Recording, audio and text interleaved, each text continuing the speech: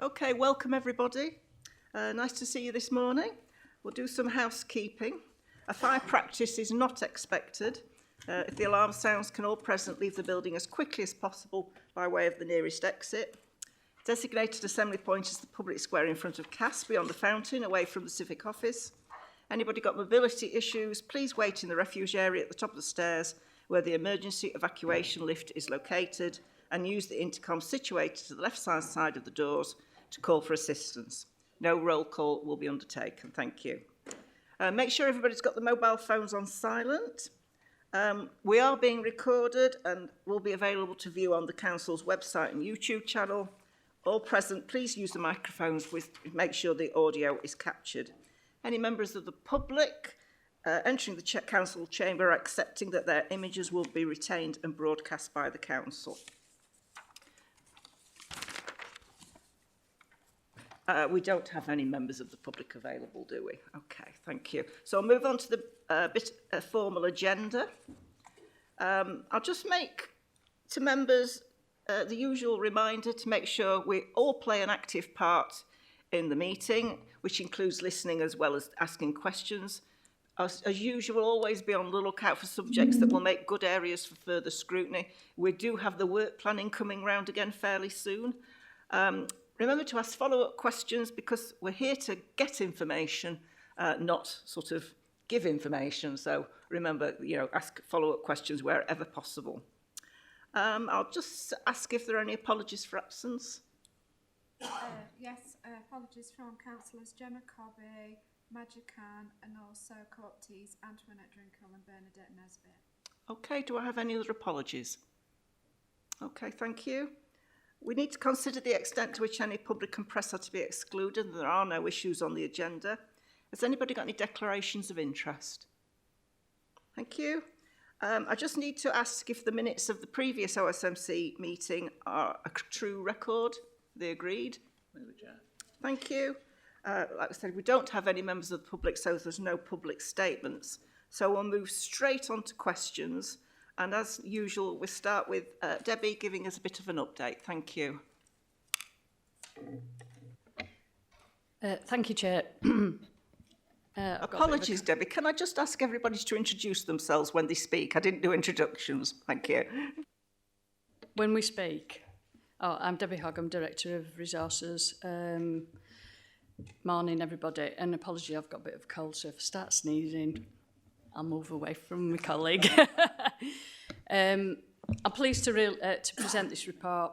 I'm hoping you've read it. It's a fantastic achievement in the context of a lot of other authorities who are really struggling.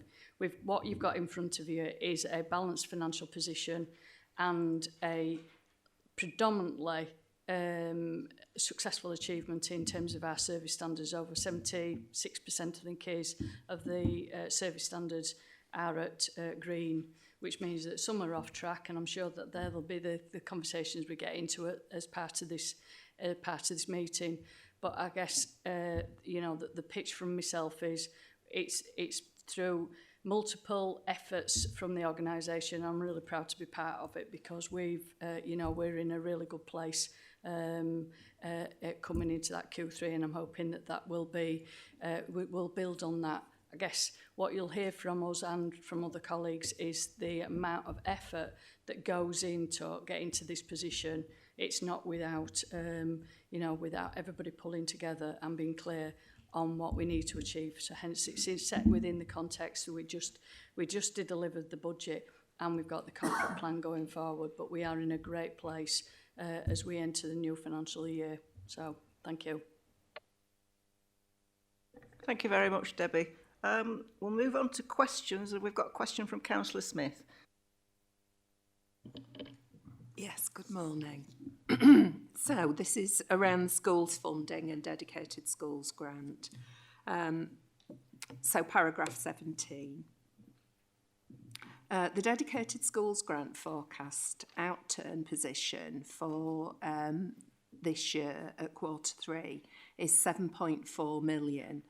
Overspend, with an overall forecast overspend of 27.2 million by the end of the financial year. How does this compare to other local authorities? first, and then how does it compare to last year?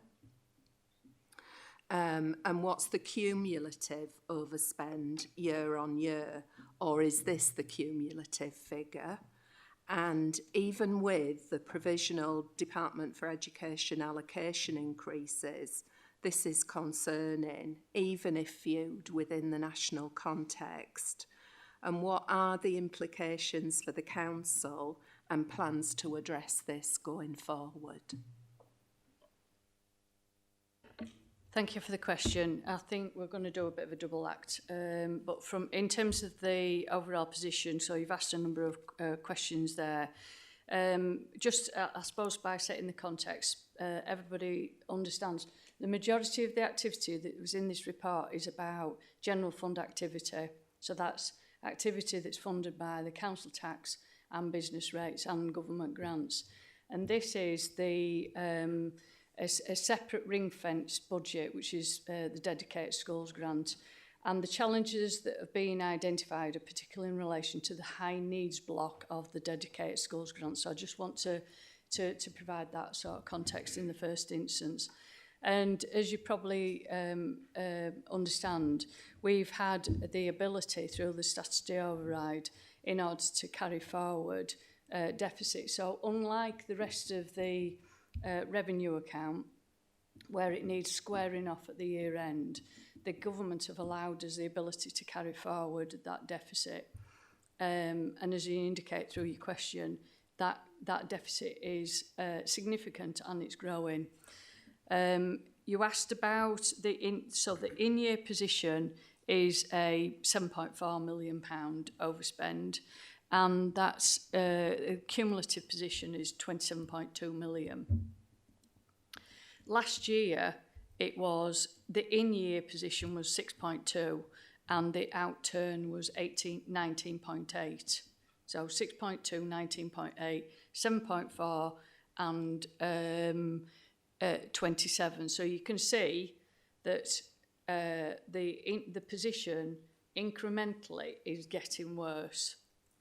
And later in the report, because this is a finance and service performance report, it also talks about the number of education and healthcare plans that are being undertaken and the exponential increase. So I think we've had an 84% increase in those statutory assessments. So the underlying service pressures are increasing as well, which is resulting in that increased financial position.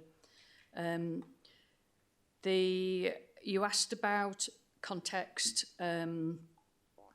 We've been through a delivering better value assessment, which is DFE of working with each local authorities about bringing learning from other places in order to support the organisation. And based on the knowledge that we've gained through that, there's 55 councils that part of that. We believe that we're mid-range, so we're not high performing, but we're not low performing either. We've taken learning from that, and we've incorporated. So as a reference, just before within the budget, we've incorporated savings targets in order to some proposals in order to try and arrest those financial challenges, but nevertheless it's still on its way, and the monitoring position is in the order of about £49 million over a 3-year period. So getting to the end of our medium-term financial strategy, I think it's which is 27-28, it's £49 million. So even with those actions being brought to bear, it's significant. The statutory override is due to come off in March 26. It's been mooted previously by the government. Can't even remember when it was. It was a number of years ago, and then they backed off it. It's a significant and national issue, but one we're going to have to head into the wind on, because the external auditors have raised it as a concern, and if that statutory override came off, the council would need to find that resources in order to both eradicate the historical cumulative overspend as well as resolving the position going forward, because it would need to be within the same environment that I just talked about, which is that each year it's got a balanced position. So it is a worry, but we're, as I say, in terms of the context that we know, we're sort of mid-table in terms of how we're performing. Do we want to talk about actions that some actions that we're taking? Would that be helpful, or is that sufficient? Yeah. Okay, thank you. So there's lots that we're doing, and as Debbie says, it is a worry. There is lots of other local authorities that are in this position, and I'd just like to point out there's a recent review done by the House of Commons investigation that says it's not realistic to expect local authorities to manage down deficits of this scale, and alludes to the fact that the one-off safety valve funding isn't going to address the underlying issues, and actually the annual DSG funding is not sufficient for all local authorities. So that just provides that wider context. The work that we've done, and Debbie says the projected cumulative overspend in 26-27 is going to be 49 million. It was forecasted at 72 million before the work that we've done. So just to provide some assurance that we are making inroads into that figure. I'll just lift out a couple of the main things that we've done around that. And they include the opening of 4 new social and emotional mental health hubs in Doncaster that take 10 pupils in each place. These are children that have additional needs that require additional support around their social, emotional and mental health. Previously, these children would have gone out of borough, out of city, and we know that in terms of the high needs block that Debbie alluded to, there are 3 main things that are driving up that cost. The request for education healthcare plans, post-16, and also out-of-area placements. So the more children we keep in city, not only is it the better outcomes for those children and young people, it's cheaper. So those 4 schools have opened. We've got a new assurance panel that our AD, Leanne, leads on. So any decision around funding is now going through more scrutiny, and that's seen better grip and oversight. We've got refurbishments in other schools and more bespoke offers with schools around, well, actually, rather than looking at an out-of-area placement, what could we do collectively to try and support that school to keep that young person or child in their placement? And we are seeing progress around that. There's lots of other things we can talk around, and we can provide you further details if you want that granular level afterwards around delivering better value. But one thing I just would like to end on, running alongside all the work that we've done around GRIP financially and the work done there, we are seeing improved outcomes for our children as well, and certainly those that stay in borough. So this is clearly financially driven as well, but not at the sacrifice of positive outcomes for children and young people. Okay. Can I just ask? Yes, you can, Yeah. sorry. And I've seen Councillor Cox as well. Yeah. Yeah, I mean, I would, just like to say that I was actually in one of our schools yesterday in Dunscroft, actually, which was an absolute privilege. But it kind of makes more sense to me when you know the percentage of EHCPs in a single school. And I spoke to the head teacher, and the percentage in that school was 20%, which is seems to me to be high. Of children who are requiring additional support. And, as coming from the background I do, I want those children to have that additional support. But it does make for difficulties in mainstream education. And we have around about 2,500 EHCPs. I think our children's population is around about 68,000. So it's still a small number. There's through about 3.5%, I think it's 3.4. The challenge that we've got, Councillor Smith, is that we have higher levels of children with requests for statutory assessment for education healthcare plans and pupil premiums and other SEND support in our more deprived parts of the city. and we could, I could find the actual breakdown across, but there is variation, and that's something that we're trying to target with those schools. I would be really grateful to see the figures, particularly on the most deprived areas, because I think it's key. Councillor Cox, Steve? Thank you. It's in regard to bridge. When you're talking about value for money, what does the bridge actually do? The bridge in Clay Lane. It used to be one where it did deal with children with additional needs. It would appear now when it's used, it brings its own teachers in, and it's just a building. So I'm just confused as to what it does. Yeah, I mean, I can get you some further detail outside of here, Councillor Cox. It's not my particular area. But it is a post-16 provision for those children with additional needs looking for routes into employment. It's part of the Nexus Special School Academy. In terms of their profile and sourcing of teachers, I wouldn't know here, but I can certainly find out for you. When we're talking about deprivation and how, I mean, it's something I have dug quite deep into. Where do you get the information from for the areas of deprivation from children? Well, there'll be a range of different data sources that will come from our PIC colleagues as well, centres. But in terms of, we have a really enhanced system called the Nexus system that schools input their data into, and that includes everything from levels of deprivation right through to attainment, attendance, exclusions, how many children there are, their demographic breakdown. So there's a whole range of different data. Okay. Councillor Jones, Alan, I saw you indicate. Thank you very much. Can you just repeat the system that you were talking about just then? What was the name of the system? The Nexus system. It's a data management, performance management system. Is that council's database? We will it's one used by lots of local authorities, and we'll source it from an organisation. It's great in the sense that all the schools within Doncaster are on there, so it provides not only granular school-led data and intelligence. You can then look at it in particular wards, you can look at it in localities, you can look at it across the city.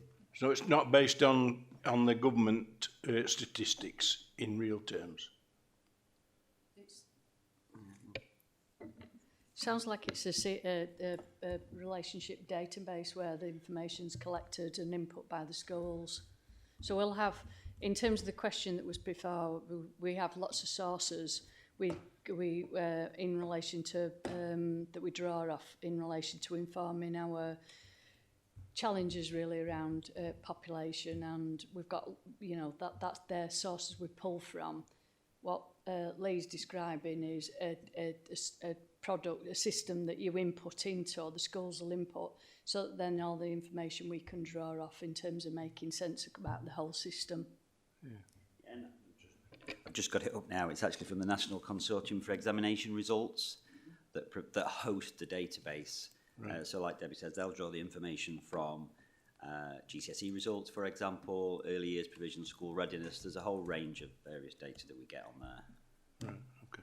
The question I would like to ask, and I'll go back to you, Debbie, is that you mentioned the fact that and I know all the ins and outs of trying to set out budget and spend and expenditure and income and all the rest of it.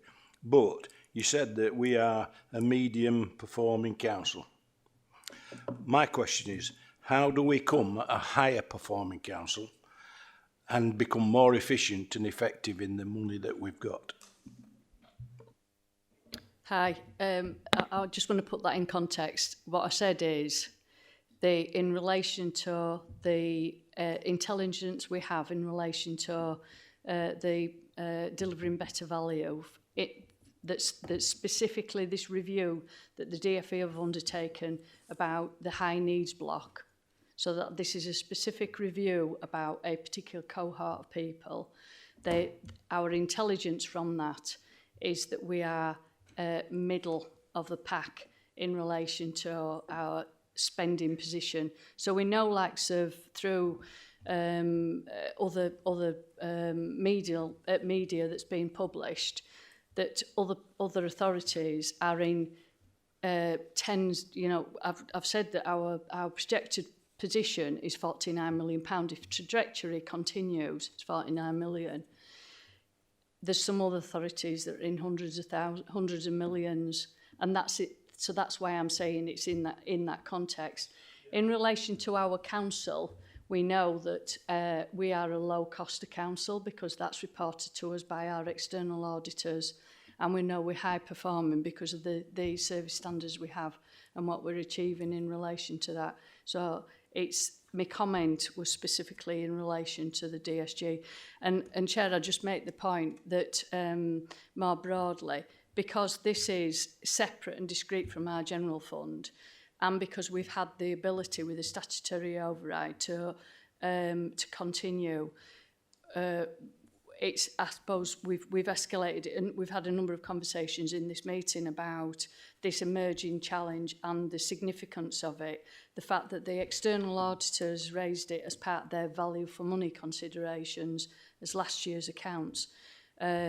We need to look at, and it'll be in the annual, no spoiler alert, it'll be in the annual governance statement, the first one, because whilst we've managed to get on top of the general fund position in relation to general fund for children's services, and we've still got some financial challenges as it's set out in the Q3 position, this is now our biggest and most emerging risk, and as a result of that, we will be probably having a all-members meeting about setting out the current position, because I think it's been enlightening for some people to understand the environment, because it's quite different from the general fund budget and the actions are taking, because as a council, the government I think they're alive to it, because we got a notification yesterday that the financial challenges, but what they've given us is they've given us £4.9 million worth of capital, and we're not going to look a gift horse in the mouth, because like Lee was describing, if we use that money creatively to provide alternative placements, then which gives some I'm going to say respite to mainstream school, then there's a way that helps mitigate some of the challenges within the school environment.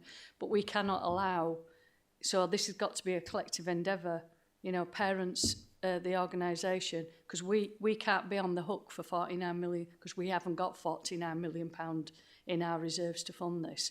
So if the government did click at a finger or stroke of a pen, change that statutory override, I wouldn't like to say what the consequences would be. So we can't allow that to continue. So we've got time till March 26, but we are going to have to get on top of this. It is going to be a key priority going forward. Thank you very much, everybody, for your questions on that. We'll move on to the next question. Councillor Greenhalgh Martin. Yes, thank you. Strategic risks, paragraph 176. What progress is being made to prevent a major cyber incident, particularly in view of what has happened recently to Leicester City Council and previously to other councils? Thank you.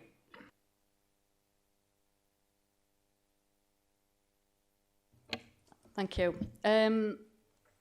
We've made, not this last budget, the budget before, we took a strategic decision to actually invest in a cyber team. And as a result of that,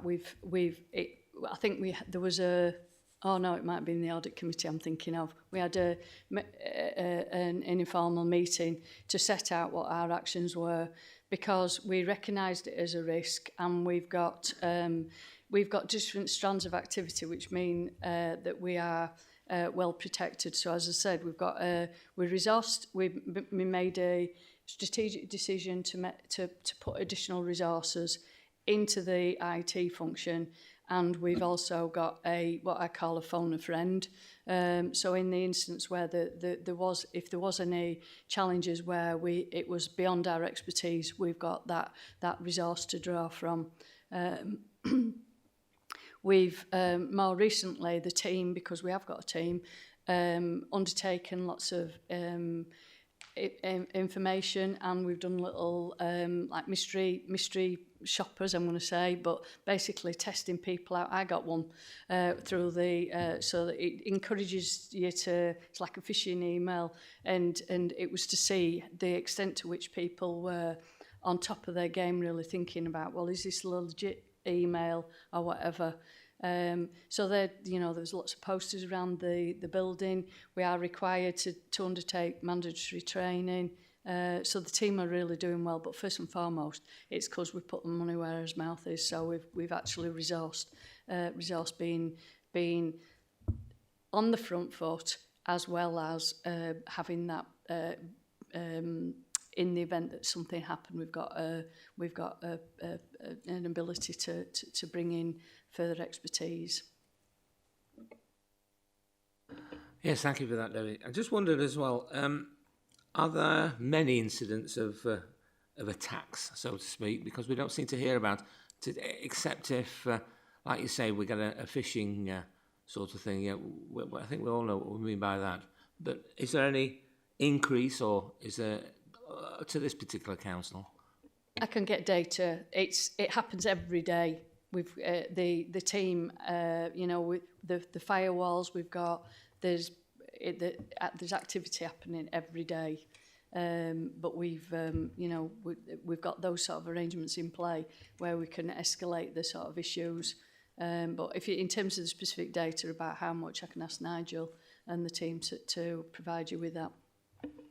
Thank you for that. Thank you. I'll just ask very briefly, because we've spoken about the amount of budget we've got and whether it's gone into the right places. Is the IT team strong enough, big enough to deal with things like this? It's in terms of taking us forward. My starting point would be it's a decent sized budget. When I came to the council, I thought, well, you know, based on my experience elsewhere where people have really been penny pinching, there's obviously more we can do, and certainly we've got the governments have asked us to produce a productivity plan for in the next couple of months, and one strand of that is about to what extent more IT can help in terms of improving our productivity. You could always spend more because there's always you know, always new places that and new ways of operating. It's in part, I mean, we've been working with street sceners, for example. It's not just about the IT, it's about the understanding the way of operating and working with the teams about how that data is captured, how the systems work as well. So it's the capacity that we have within other parts of the organisation as well. So it's as I say, it's a blend. We've got some very, very skilled IT people, and when we've been approached by companies, they say, you know, in terms of products they can offer, our staff are already doing that. So we're very, very lucky that we've got the skills we've got in the IT function, and long may it continue. But we could always use more. But equally, as I said, things like looking at end-to-end systems within the council, I'm sure there's more we could do, but that's less IT. That's like the back end. We need. It's really about looking at the transaction, the activity we have with the public, the contact we have with the public. I think if Lee would, he would probably talk about the customer experience strategy, because we've just been doing quite a bit of work in relation to taxi licenses, for example, and automating that. But the automation is a small part of the real review of the whole system and making improvements in relation to that. Thank you very much for that. Welcome to Councillor Nigel Ball, Cabinet Member for Public Health, Communities, Leisure and Culture. Thank you very much for attending today. And I've got a question about the cultural strategy, and I will just introduce it very briefly by saying when we had a going back a year or two, I can't remember how long it was, when we had a informal briefing from Leanne Hornsby about this, everybody was really enthusiastic about it. I'd just like to say that as councillors, we were well up for sort of the culture of the city being sort of driven forward. So, having said that, we don't get a lot of information on our quarterly updates about performance, that sort of thing. Not a lot to get our teeth into. So, I mean, yeah, the general question is, you know, why are we not getting this? What's going well, what isn't? Are there any performance indicators for us to monitor? Also, you know, is there a lead officer that we can identify who's got a grip on this? What barriers are there in place? You know, those are the sort of questions we want answering. Sorry, a bit of a lot there, but thank you. No, that's fine, Councillor Kidd. First and foremost, apologies. Obviously, if Overview and Scrutiny don't feel that they've been kept up to date with this, I mean, that's an action for me to take back to officers to ensure that you're fully briefed. And I think it is sort of like pertinent that you do get sort of like quarterly updates, at least, from that. But just to give you a bit of a brief of where we're at now with the cultural strategy, I mean, it was launched last year, but I think it's fair to say that the strategy itself, there's been lots of work on it, but it is still in its infancy because it takes us through to 2030 as it's standing. What we wanted to do from the start is ensure that the governance model didn't seek to replicate good practice. We wanted to make sure that good practice that were in place, we continued with. So what is going well is the fact that the governance model, as we placed emphasis on existing groups already in place and look to broaden those, but also ensure that they're fully representative. So, you know, at this moment in time, you know, we've got a cultural partnership model that we're working with other organisations, and that includes Arts Council, SIMCA, the Arts and Health Board as well, but also the cultural education partnerships that we pull together, and we meet with those roughly sort of like every 6 months or so. So that's enabled us to take a broader outlook and, I suppose, a glimpse around regional but also national funding. So collaboratively, working together collectively, it gives us a louder voice to be able to do that, which is obviously sort of like, you know, very positive. We're working again on in terms of funding, and just to say that obviously the work that we're doing with the council, Cast Darts, Right Up Our Street, DCLT and English Heritage provides that more wrap around collective voice to be able to sort of like put in for bigger bits and also ensure that it's more coherent but also comprehensive in terms of what we want to do. So what we're doing at the moment is we're setting up certain boards leading on from this, and one of these is around the Creative Health Board as well. So although culture is clearly the main sort of like stream from the cultural strategy, within that there's a strong awareness that obviously getting people involved in art, heritage and culture within their own locality can obviously increase their mental health and well-being and improve it, but also, you know, it can engage them in physical activity. So we've set up a creative health board where we're engaging with local organisations, but also individual creatives to sort of like push that forward. Just in terms of some of the other aspects, before I move on to some of the areas that are not going particularly well, if you look at DGLAM, for instance, I mean, I think it's fair to say that all libraries across Britain struggled, obviously, during the pandemic, and numbers were down in terms of sort of like visitors, in-person visitors. But what we can report this year is that effectively there's been a 10% increase in visitors actually walking into DGLAM and obviously taking part in activities, but also visiting the museum, the art gallery, and indeed the library. So that's extremely positive, and that's replicated as well amongst our community libraries, because we're also aware that you know, our community libraries really struggled as well during COVID. And again, I know that there's another question on volunteers, which will bring in some more information on this. So it's true that our community libraries struggled obviously with COVID in terms of footfall, but also our volunteer cohort struggled as well. So we found that an awful lot of volunteers basically didn't come back post-COVID, or they moved on to other areas. But as I say, we'll discuss that in a while. So as I say, that there is a fair bit of progress in terms of sort of like moving it forward. And we're also meeting up with individual collectives as well, and individual, creatives, and also collective organisations that exist in Doncaster that previously some of us just didn't have any awareness of. So we've had a couple of events now. The last one was in October, the next one's planned for April, where effectively what we wanted to do was to pull together known but also unknown creatives and artists in Doncaster, individuals and collectively working as groups, and bring them into almost like a forum, like a group.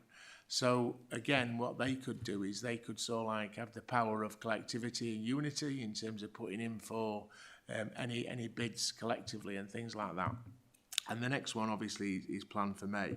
The first one were held at the Mansion House, and the next one, is planned for April rather than May.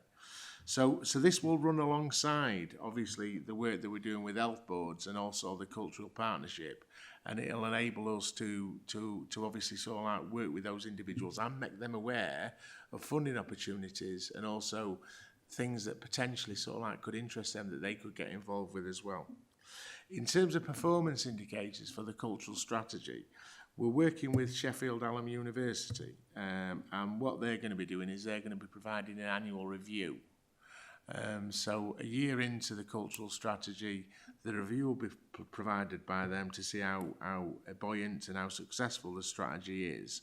And obviously, you know, Overview and Skew will get a copy of that. But I think moving away from this meeting today, there's some work to be done in terms of keeping, obviously, this board informed, and that's something that I'll take back. And I suppose the main prime mover around that is it sits under Phil. So it's obviously sort of like Phil Holmes. Phil's with us here today. But also one of the main drivers, operational drivers within it, is Nick Stoppath. Michael Hart, obviously from DCLT as well. So there's obviously lessons to be learnt. It is in its infancy. It is progressing. But there's a fair bit of work for us to do in terms of ensuring that we bring together a coherent strategy that's not disparate, and we try and engage with as many creatives out there as possible. You can, sorry, Phil, please, thank you. Yeah, I mean, so the report that's with you today is about the council's performance. Culture didn't feature in that report until this year, and the two indicators we put in to reflect kind of proxies for the council's performance around culture were around the significant investments we've put into DGLAM and into the archives. So we thought the starting point is to track people coming in and benefiting from kind of great assets that we've got in the middle of the city. The partnership point, so the wider accountability for the partnership, was probably never going to be dealt with within this report. It would be great if either OSMC or any of the scrutiny committees wanted to do some work around the culture partnership, because there are some good things happening, but we're not shouting enough about them. And we haven't really had a place to bring that in public in the way that scrutiny could facilitate. So it will be terrific to have that action come out of this in whichever way you wanted.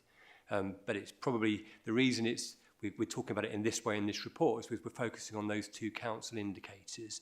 We'd expect those to develop in future years, but it's a starting point for culture, which wasn't in this report at all last year. Yeah, Alan, question. Yeah, you talked about this having a function in April. Does that involve the cultural partnership then? No, the cultural partnership basically is a board around the organisations that effectively are already established, that tend to sort of like work together collectively but also individually in terms of putting in for funding through the Arts Council and various other organisations and opportunities. The event in April is geared towards individuals but also collective organisations in Doncaster that have not, if you like, how can I put this? Artistic. They're artistic, you're right, but what they haven't done in the past is that they've not networked effectively with each other. And by getting them to network more effectively together and collectively, that gives them a greater voice in terms of potentially accessing funding, but also being more creative in themselves. So it's the creatives and the artists that are meeting in April, and that follows on from a meeting that we had with them back in October. Chair, I would like to reference some of the possible indicators within the strategy. We referenced the archives. Certainly there's other sections such as the library and such like central library to see how we are performing in real terms from that point of view. I mean, we've got to start from a basis of saying this is where we are we going? Doesn't appear to be anything in the setup for that, although that may be happening in the future. I don't know. I've not really refreshed myself on the strategy. So just to clarify, the information about footfall and experience at DGLAM and at the archives is in the report and is tracking considerable improvement. Many Doncaster people will say, though, that their experience of culture in Doncaster is not based around DGLAM and our archives, and so we'll need to think as a council about how we describe that experience more broadly in future years. But this has been the starting point, and we were able to show that continual improvement in those two very much invested in assets over this year. Does that include the Mansion House, Chair? I don't know the answer to that question. Does it include the Mansion House? No, I mentioned two places and I didn't mention the Mansion House, but we can pick up the Mansion House in future years. Steve, you got another question? I'd just like to ask, who's on the board, on the committee for this? I'm assuming it's more painty arty stuff than it is actual culture and, well, it all comes under a big umbrella culture, doesn't it? It's to the heritage of our town, city. And when we have the restructure that everything seemed, the incentive seemed to be to bring everything into the centre, which, you know, are questioned in council. Is it found that was maybe wrong and we should have been keeping some of the stuff more in outlying boroughs than bringing everything into the centre?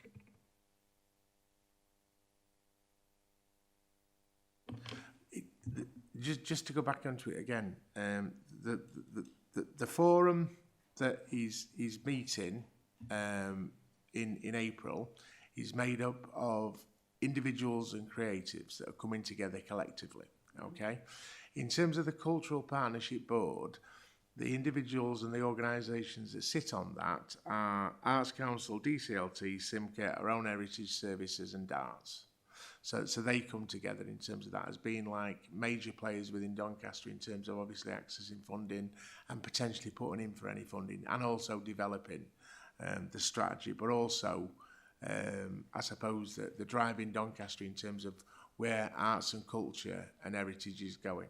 Okay, so the second bit in terms of sort of like I suppose what you've asked for there, Councillor Cox, is around. Do we centralise everything? I certainly don't think we do. I think there's a role to play in terms of arts and culture, but also heritage in all our wards. And one of the things that we've tried to do is we've tried to ensure that our moving museum goes out there and actually sort of like shares those artefacts as much as possible in our wards.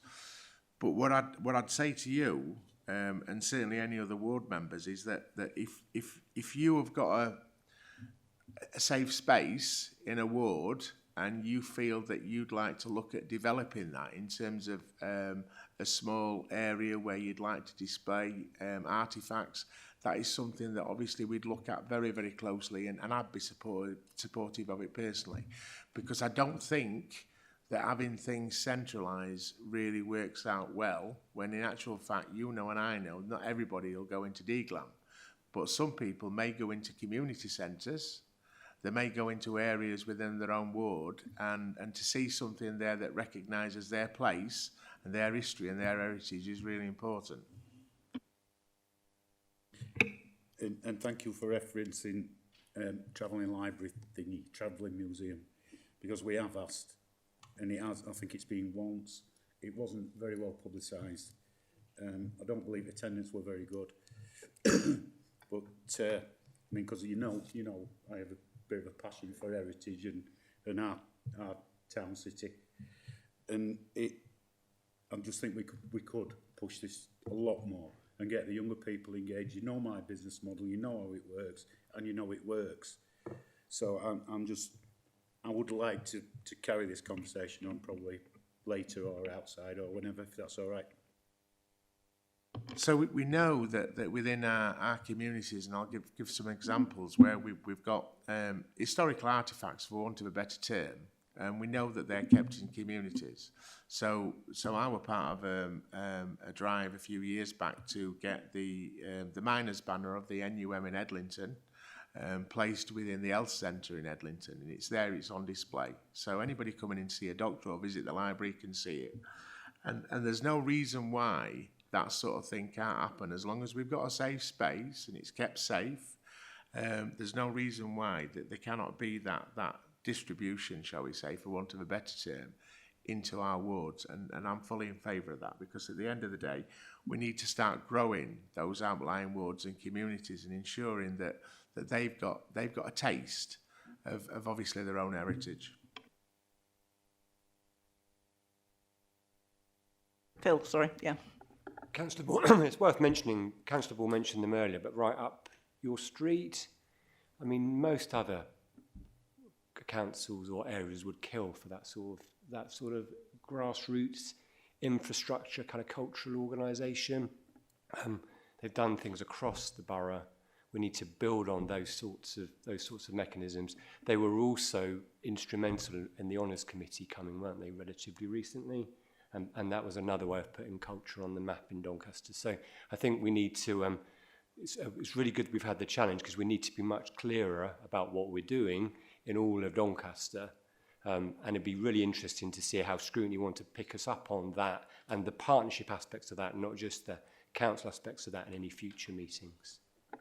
I think this is a really interesting partnership sort of area for scrutiny, because there's so many people involved. One of my questions would be, does that actually mean that there is enough driving forward? Because, you know, you've mentioned yourself, Nick Stoppard, Michael Hart. You know, it's making sure that there is somebody, obviously Nigel, to hold to account for it, and we're asking the right questions to the right people. I did actually happen to go to Right Up Our Street yesterday, and one of the questions I would ask is about cycles of funding, because you know, everybody knows that there's short-term funding out there, and are we looking to get in long-term funding for organisations like that so that they can be more stable and put long-term plans into place? So that is one of the aims of the cultural partnership, to have that long-term vision in terms of accessing funding to help individual creatives, some of those people that are meeting in April, but also to improve and enable some of our long-standing organisations to continue. And I see it very much as a flow down. So it may well be that Right Up Our Street gets some funding through Arts Council. It could be from Historic England, it could be from anywhere. But effectively what I'd hope to see at that time is for them to engage and work with other individuals and organisations in the borough, and to sort of like, and I'm going to use this term, but cascade the funding to enable those other people and empower those individuals to sort of like move on. So the cultural partnership itself is embedded within the strategy, but it's embedded within the strategy to ensure that funding comes into Doncaster in various guises. Thank you. I'll just inform the rest of the panel that I know we've been spending quite a time on these questions, and it is important. We've got the Cabinet members here, because we will bear with me if I but if I move past a few questions we've already got in place as we get towards the end of the agenda, because I do need to finish by 12:30. Okay, so we'll move on to the next question, which was about libraries and volunteering in libraries. Nigel. So just in terms of the second question, in terms of libraries, which is around, obviously volunteering opportunities. And I'm going to repeat myself a little bit, but I'm going to say again, I mean, during COVID, a lot of our all of our libraries, and certainly D-Glan, were closed. And there was significant disruption in those libraries, and we have got a situation in very many of our libraries where we rely on volunteers with the support of obviously our heritage services and our library service. We rely on volunteers to perform functions day in and day out in terms of providing that service on the doorstep. An awful lot of our library volunteers were more mature people in the population, shall we say. And we experienced, certainly within our libraries, in some cases, a 75% drop of volunteers during that COVID period. What we're noticing now with our libraries is that effectively there is increases in footfall. The libraries are growing again. People are actually starting to use them. That's not just for sort of like borrowing books. I mean, it could be around accessing services. It could be around accessing Doncaster services and things like that. But there is an increase of people coming into libraries. And there is now a push to obviously bring more volunteers back into libraries to obviously service those hours that are currently advertised. So from January 24, we've recruited a volunteer coordinator to work across the borough, and that individual will look at obviously sort of like highlighting the role of a volunteer within our libraries to try and obviously bring more volunteers into it, but also echo and raise the potential benefits of becoming a volunteer. During that time as well, we've got to recognise that certainly our current position is we have had, just bear with me a second, we have had, over the last couple of months, 25 volunteer inquiries, which is really positive. That's across the borough, but 25 is a good number. And effectively, out of that 25, which are being worked with this moment in time in terms of how many hours they can work, what days they can work, they're obviously sort of like working with that number. There's sort of like 3 live volunteers that's come on strand already.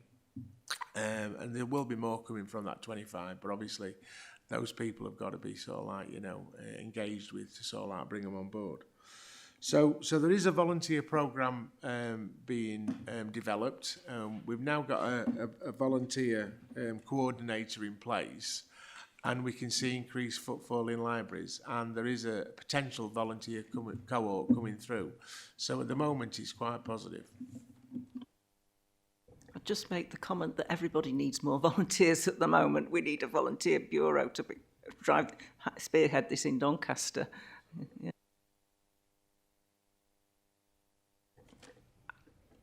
Just pass the next question, if that's all right, Councillor Cannings, and I'll move on to the questions aimed at Glyn Jones, portfolio holder for housing and business.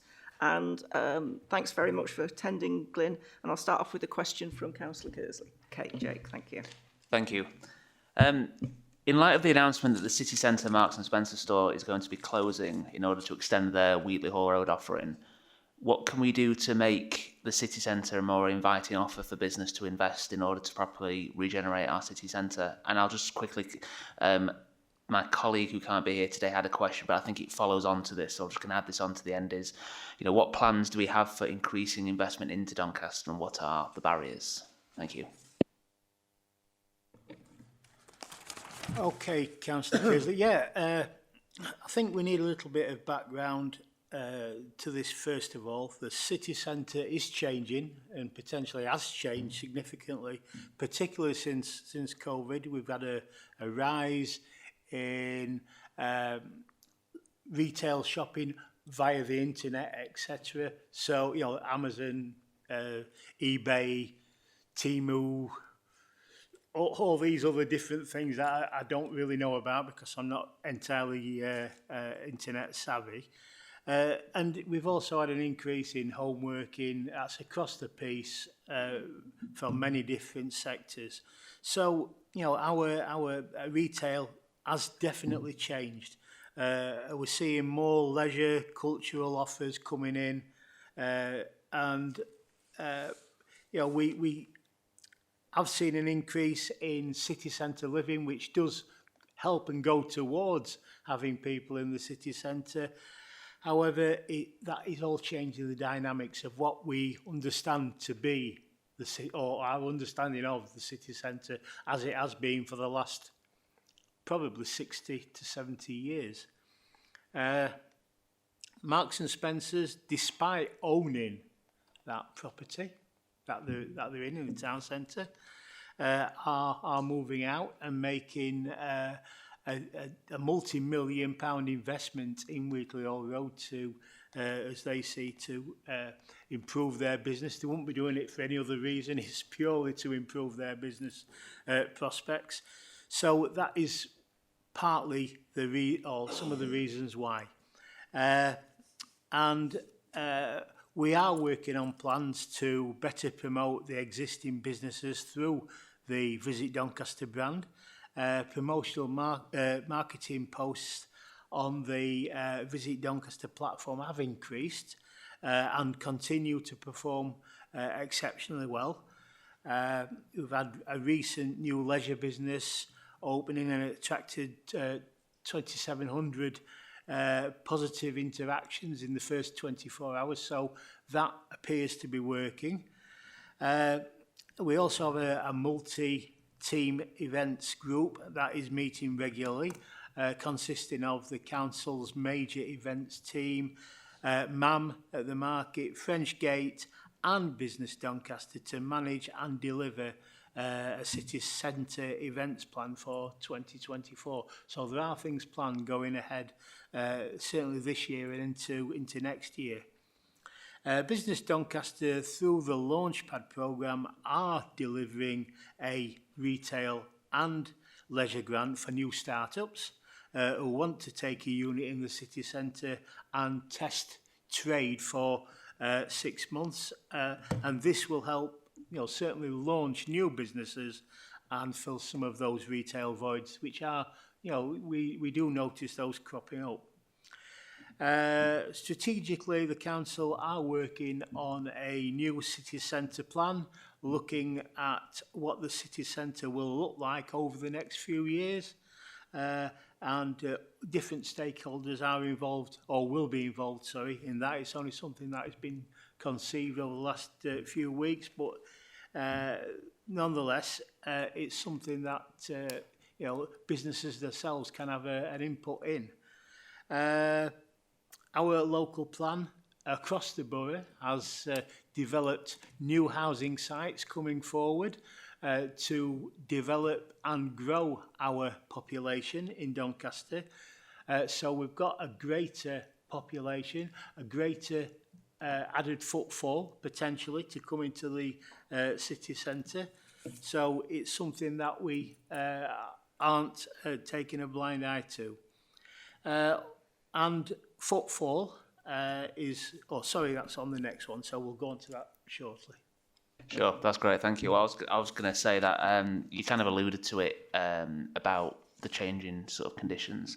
So in regards to that, you know, the figures for improving footfall in the city centre are good, but these don't seem to reflect the perception of the city centre being very empty during the day. I'd probably argue as well that maybe some of the issues around the M&S closure and stuff like that there is a perception problem with certain aspects, certain cohorts in the city about the city centre. Not all true. So I don't know how we combat that, but you know, what's the reality about the footfall considering the changing landscape? Yeah, our footfall figures are above our forecasted target. That said, you know, we would always like it much better. But you know, we've had a mixed few months, shall we say. In December, it was a really good month. We had lots of footfall, higher than probably what we anticipated. This was followed by a particularly quiet January and February. Given today's cost of living crisis, it's probably, it should have been probably expected with regard to that, because people potentially overreach themselves in the run-up to Christmas and have to draw back the purse strings for January, February.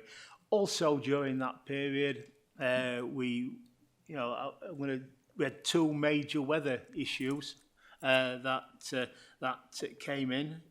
So storms Aisha and Jocelyn, I think we all remember them quite well when they all came down and got very wet and cold, etc. So those are some things that are affecting our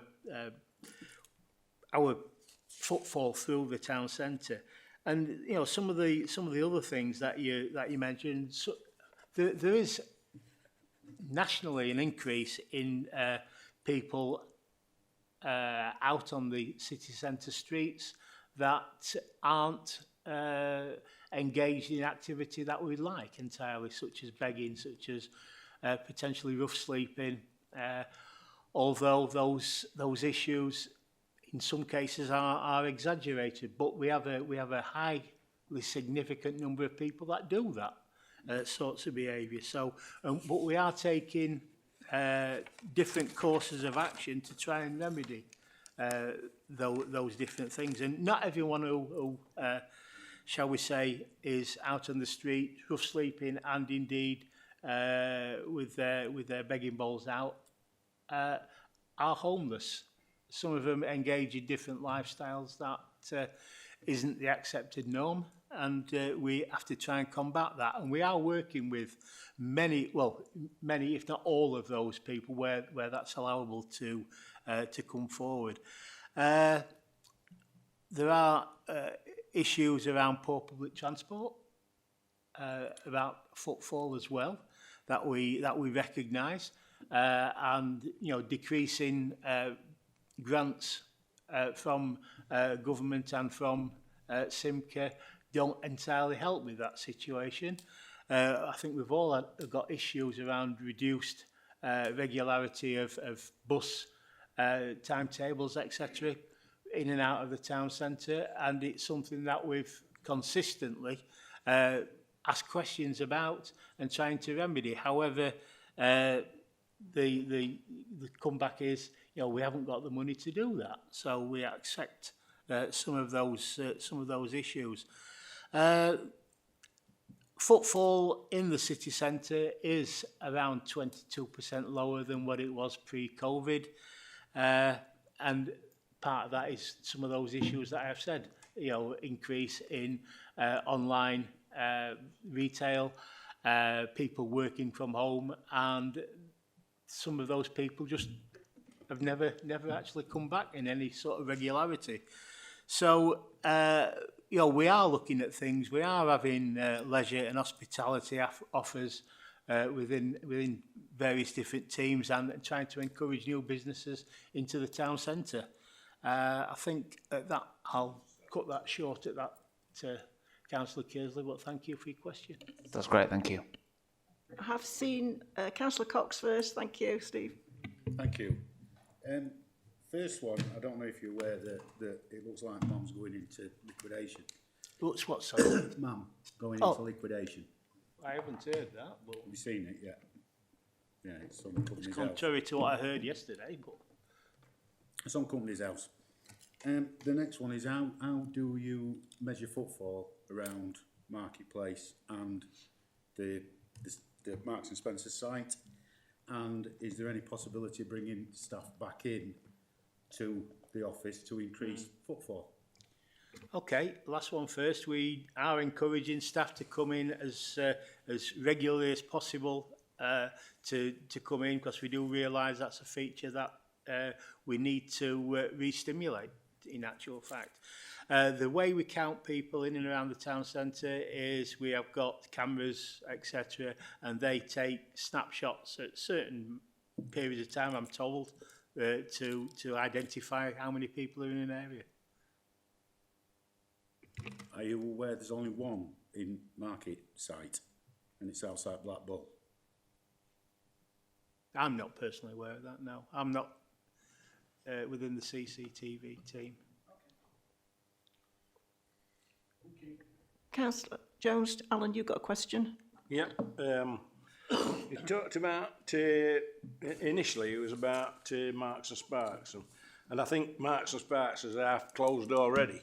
One of my concerns is how have we, as a council, discussed this issue with Marks and Sparks? Because the site where they propose them to go down on Wheatley Hall Road is actually congested to an extent that you have problems getting in and out now. And the planning for that ought to be really considered in some depth. The other thing is that you talked about cohort. The cohort of Marks and Spencers is older people who go into Doncaster, individuals and families. First of all, possibly you can afford Marks and Spencers once a week, and they do go in. You can see them. You know, you've only got to look around and see who goes in. And they go on the bus and they go to Marx's because it's for them, it's value for money. That is going to disappear altogether. We should be talking to Marx's about keeping that food store in the centre of Doncaster because that accounts. And you talk to other people and realise that that's their impression as well. You know, it's just a nonsense that we're going to allow, to some extent, and I know it's business, to go to a place that's already congested. Now, if that was somewhere that it wasn't congested and it had got a bus route, it'd be a totally different kettle of fish. So okay, it's a serious consideration. That. Okay. First of all... Thank you, Chair. Yeah. So, if I may, Chair. First of all, we do have regular interactions with senior people in Business Doncaster with Marks and Spencers, and I've done forever, virtually. So, you know, we do have that regular contact and dialogue with Marks and Spencers. I take on board your issues around the congestion around Wheatley Hall site. I use that site as well for various different things, and at times it is particularly congested. It is particularly congested. So I think if I don't know what the planning implications are around that, but I'm sure Dan will come in sometime. But it probably does. I'm not sure whether that's a possibility, but I'm sure Dan can help me out in that. So as far as food store in Doncaster from Marks and Spencers, it has been suggested by Doncaster Council that there is like very similar to Tesco Express or I don't know what you call Marks and Spencers. Well, yeah. So there has been, you know, some sort of conversation around this to whether something similar for food could be available in the centre of Doncaster. And the response from Marks and Spencers was, it certainly wasn't that. The response from Marks and Spencers was, we don't manage that element of our business, the express side. So it's something, but we have put the question forward, Alan. That's yeah. Can I just, Glenn? Can you switch your mic off in between? Thank you. It's okay. And I've got a question from Councillor Smith. The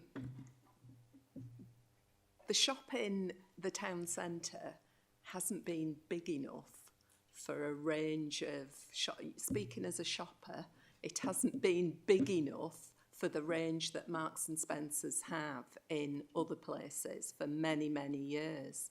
And speaking as a mum of 3 daughters, there are people who no longer shop in shops. I can tell you that quite categorically.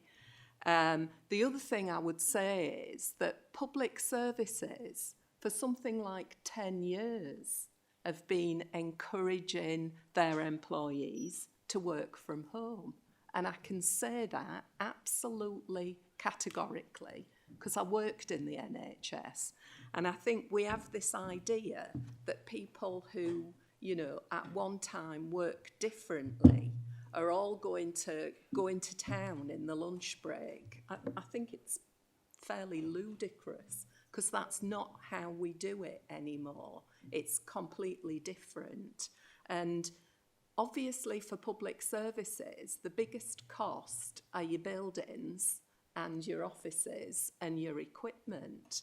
And I can say quite categorically that 10 years ago in the NHS, we were being actively encouraged not to go into the office, but to work from home.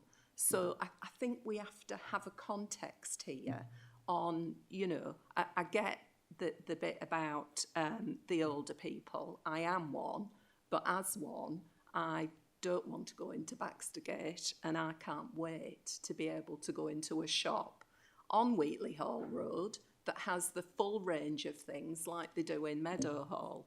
So I just wanted to... This could be a very full-blown conversation about all our shopping habits. Don't get me started about me not being able to get me prawn sandwich from Marks and Spencer's in town.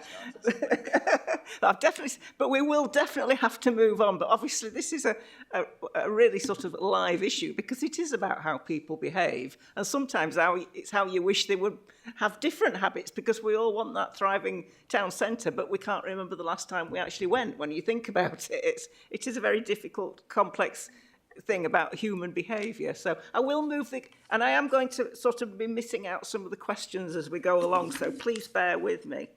But we've got a question that is aimed at you, Glyn, which is about investment into Doncaster, so I'll ask Councillor Kersley to go. Sorry, it's that one there. You've done it, yeah, you've done it, you've tagged it on, right, okay.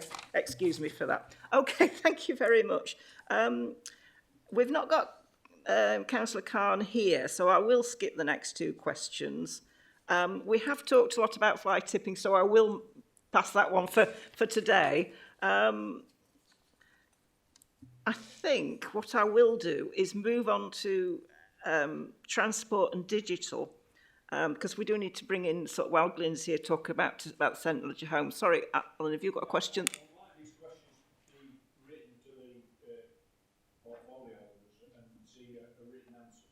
Okay, fine.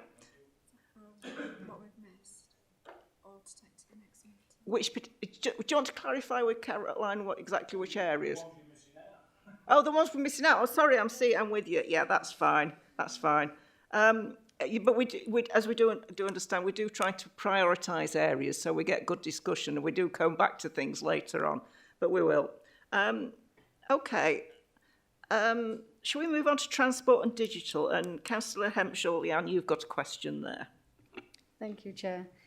So in the report, paragraph 84, the table shows no figures for Q3, but Q2 figures are very good at 96% for all major roads and non-principal roads not requiring major maintenance. Why have we only scored 43% on the overall satisfaction survey? Given Dan Swain, Director for Place, given that's a question to Highways and it's not, the portfolio's not here, I'll answer that. So just to set it in context, the 43% satisfaction is done by a benchmarking survey, and that's done from random residents. We don't have any control over who is picked, and it asks a series of questions which are highways related but are not strictly highway condition related, which is what the 96% figure that you referred to is about, because that's about repair and maintenance. And the questions can be around access to shops and schools, hospitals, and also include some element of public transport in relation to buses, timeliness and cleanliness. So they're not all Doncaster Council services that are reflected in that 43%. Now, I recognise we moved from 45% to 43%, but it's important to set it against a national backdrop as well. So nationally, the percentage satisfaction is 46%, and that has moved to 43%. So whilst it's not an excuse, it's certainly some element of mitigation to say that nationally, I think there has been a reduction in satisfaction as a part of that survey. I think what's interesting to see is what happens going forward, going back to the point that was raised earlier. There are challenges around public transport and accessibility. And there are challenges actually about the highways network and sufficient funding for it. That is a reality. So I think it's just something that you need to keep a watching brief on, but I just wanted to set it in context. The survey is not done by us, the questions are not asked by us, and it's wider than just the condition of the roads. It's about highways and connectivity and the network. Thank you. I can imagine it is a very national picture, the state of the roads, but thank you for that.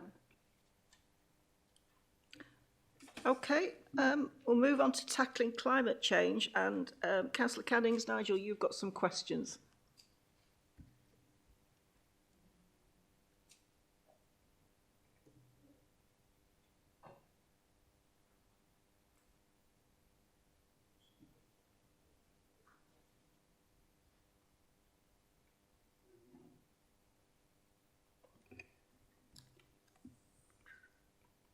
Paragraph 11 and 13.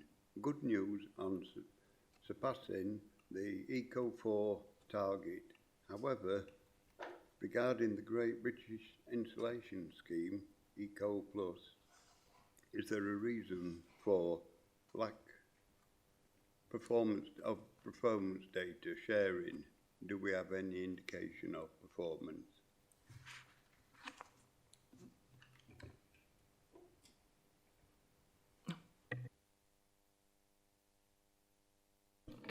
Do you want me to answer that, Jane? It's not strictly my point.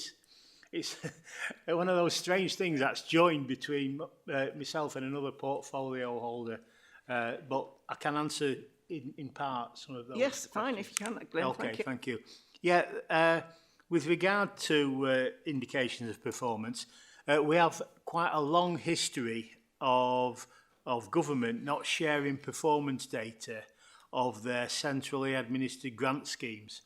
And we continue to experience this with the latest Great British Insulation Scheme. The council, along with local contractors, help residents to apply for the grant and promotes it to those who qualify. We continue to ask questions of Ofgem who administer the grant to allow the council to understand the impact of the scheme in Doncaster. And Dan may want to elaborate further on that. No, it's just to emphasise the fact that it's a scheme that we promote, but actually the government deliver the grant, and the problem is we haven't got the data from the government. Thank you. Nigel, do you want to ask the next question? Yeah, paragraph 14. Why has the council not achieved its thermal improvement programme targets? 150 done out of 250. I can answer that because there's some technical elements to the answer. So for that programme, there's external funding. That external funding requires the works to be delivered to a specific standard. That standard is PAS 2035. The assessment is about the design, the delivery, its implementation, and then an evaluation of that. One of the problems that we had is I think the company that we used or procured to do the sign-off for meeting that standard took on doing too much and haven't been able to do the sign-offs. I think that is indicative of schemes where there is a lot of money put into a particular problem, but the market isn't necessarily sufficiently robust to be able to accommodate that. So we've got to play some catch-up. What that doesn't mean is that we haven't delivered. It means that they've not been able to sign off and then technically can't be counted as being complete. We've also had some challenges with the delivery of the programme, aside from just the ability of the market to deliver the work, because this isn't us doing the work, it's us getting other people to do the work. Things like weather can have an effect, particularly for external works, which is what quite a lot of this is in terms of roof and wall insulation. We've also had issues because we've been across a number of sites, which makes it slightly more complicated. So I think quite often we'll look at the fact that we've had a target of 250 and we've only done 150 I think we also necessarily in context that's 150 houses that are better than they were, but we've got to play catch up. But it is a challenge that we face where we get short-term funding streams, which mean that we end up with a saturation of demand within the market, because we're not the only council doing it as well. That's the other issue. So there is a real issue about a more consolidated, composite, coordinated approach on the thermal insulation of private and council properties needed, I think, at central government level. Thank you. Is this something that will also be tackled at sort of like South Yorkshire mayoral combined authority level? Because, you know, can a bigger organisation stimulate more the market that's needed? And it is an element within the piece of work that the South Yorkshire Combined Authority are doing on housing, because we've talked about this before, but if you look at our council housing stock, which is 20,000, to get that council housing stock up to EPC level C at a time and place that is comparative with carbon neutrality by 2040, you're talking over £500 million of investment, which the authority doesn't have. Councillor Jones, Alan, you've got a question? When it comes to the money that's left out of the achieved 250 out of 250, have we still got the finance available? Yeah, just to be clear, that the achievement is interesting in terms of how you term achieved. Sign off is what the issue is. It's not necessarily that it's not being delivered. So no, I just want to set it in context. Is there money left within the scheme to do? Yes. If we've committed to doing it, then the money would be there to be able to do it. But it's a good point that you do raise, because one of the problems that we've got is the capacity to be able to deliver within funding streams that are time limited, particularly if the market doesn't have the capacity. So we could get a big slug of cash to be able to do something, but if there's not so many companies out there that can sign it off when it's been implemented and evaluated, or there's not many companies out there that can actually physically do the physical works to the property, we do have challenges in being able to deliver. What I also need to stress on some of this funding as well is there's a misunderstanding sometimes that we miss out on the funding, which is a reasonable point if we don't deliver. But a lot of this funding, particularly on council house stock, replaces the money we would have put in anyway. So what that means is we were planning on doing some of these works, but we got them paid for. So we get money made available because we don't have to use our own. Now, the more of the external money we can use to not use our own, the better, but there are restrictions and there are challenges in being able to deliver it, going back to what I said just about market forces, supply, inclement weather. And also you've got to remember, particularly on some of the private related schemes, it's not just something sometimes as straightforward as just saying to somebody, here you go, you can have this money for this improvement on your house. Sometimes there's an element of match funding on that as well, and that's been a bit of a challenge for us because people have said, well, yes, I would like to have the works done on my house, but I haven't got the money to bridge the gap, which is what's required for the match funding. Is the contract appropriate then for this 100 houses that we've got? And is it within the timescale that we envisage? Yes, the contract is appropriate, but the reality is if an operator fails to deliver, then that relates to a breach of contract. If you fail to deliver because it's raining every day, is the contract appropriate? No, that's not been because of rain. The sign-off has not been because of rain. Well, that's one of the excuses you made. No, that was on the... I don't think I'm making excuses. I think I'm providing facts. The reality is that the external works were hindered by weather. The sign-off works, I said earlier, that are required to meet the standard were because the company took on too much. Now, going back to contract and contract law, that would be within the contract provisions, and then we would deal that way with it because technically it would be a breach of contract. Okay, I'm going to bring Councillor Cox in, then we are going to move on. Thank you. I mean, I've asked the question over and over again, is the target achievable? I think we've just got the right mics on. I've got that one on. Right. Thank you. Sorry. And I think everybody knows it's a massive challenge with funds that we haven't got, and neither had any other authority. But I think going back to an issue that I addressed some time ago regarding new roofing, and the work that were done were massively substandard. It was absolutely diabolical. And what we found then, and when you're going around, you find a lot of local contractors then have come in and taken some of that work on, which were good.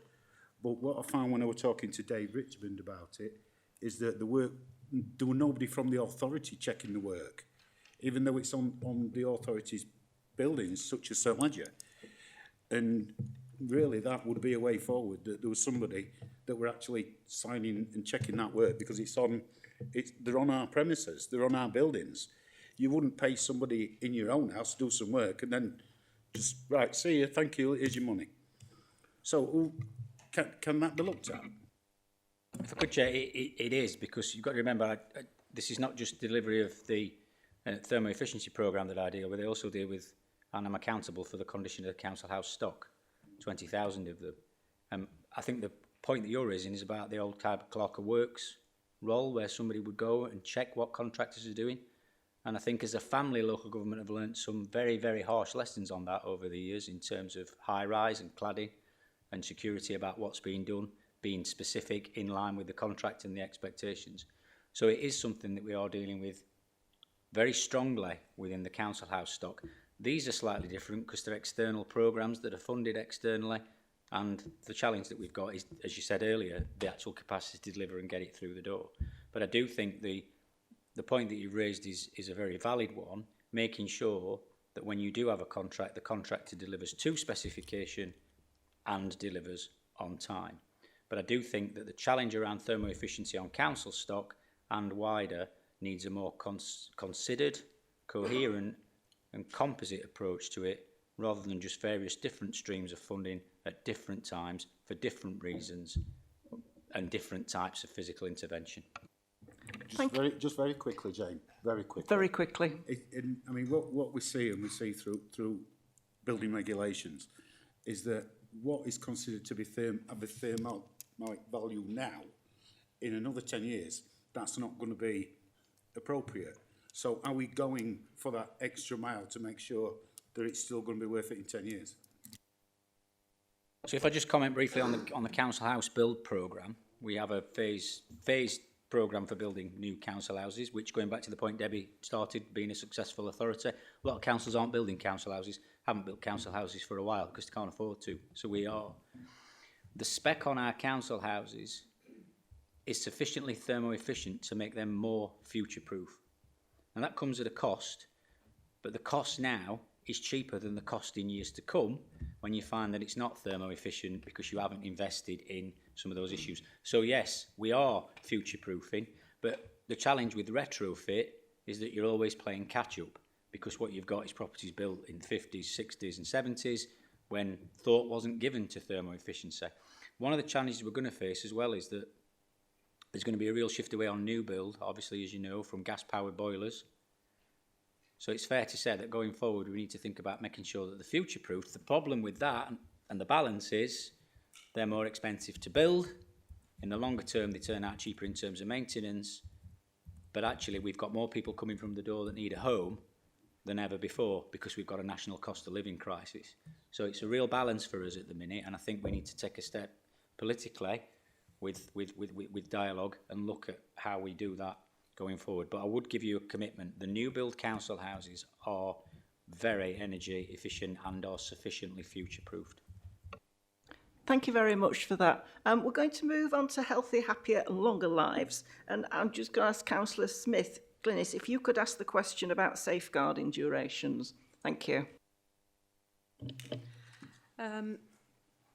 So we're looking at the performance indicator and the duration from referral to completed.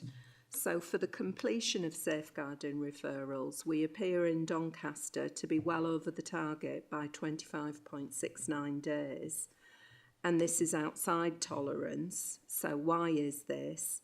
And what's being done to address this? Thanks, Councillor Smith. I probably should have introduced myself earlier, shouldn't I, when I was going on about culture. So I'm Phil Holmes, the Director of Adults Wellbeing and Culture. In terms of safeguarding, I think there is a couple of kind of factors in the here and now, and then one kind of more developmental opportunity. So in the here and now, our average is skewed when people's cases need to go before the Court of Protection. So whenever we have one of those, and they can take hundreds of days to conclude, than our average shifts. And we're doing some work, the principal social worker's doing some work to see at our end what we can do to mitigate that in the way that we work. But clearly the court's own timelines are a factor. Second thing that's more directly within our own gift is there's quite a lot of bureaucracy in our adult safeguarding process. So we're doing some work to remove that. We've had a relatively new team manager who's very experienced but new to that team, who's been in place for a few months now, and she's doing some work with the head of service and assistant director to remove some of that bureaucracy that's there in terms of the process stages that people need to go through.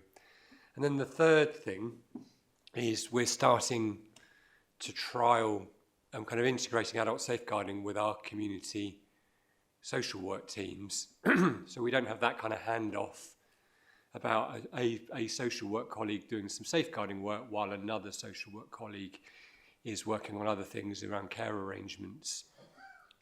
So we're starting that in a couple of teams, the central locality team and also our mental health team.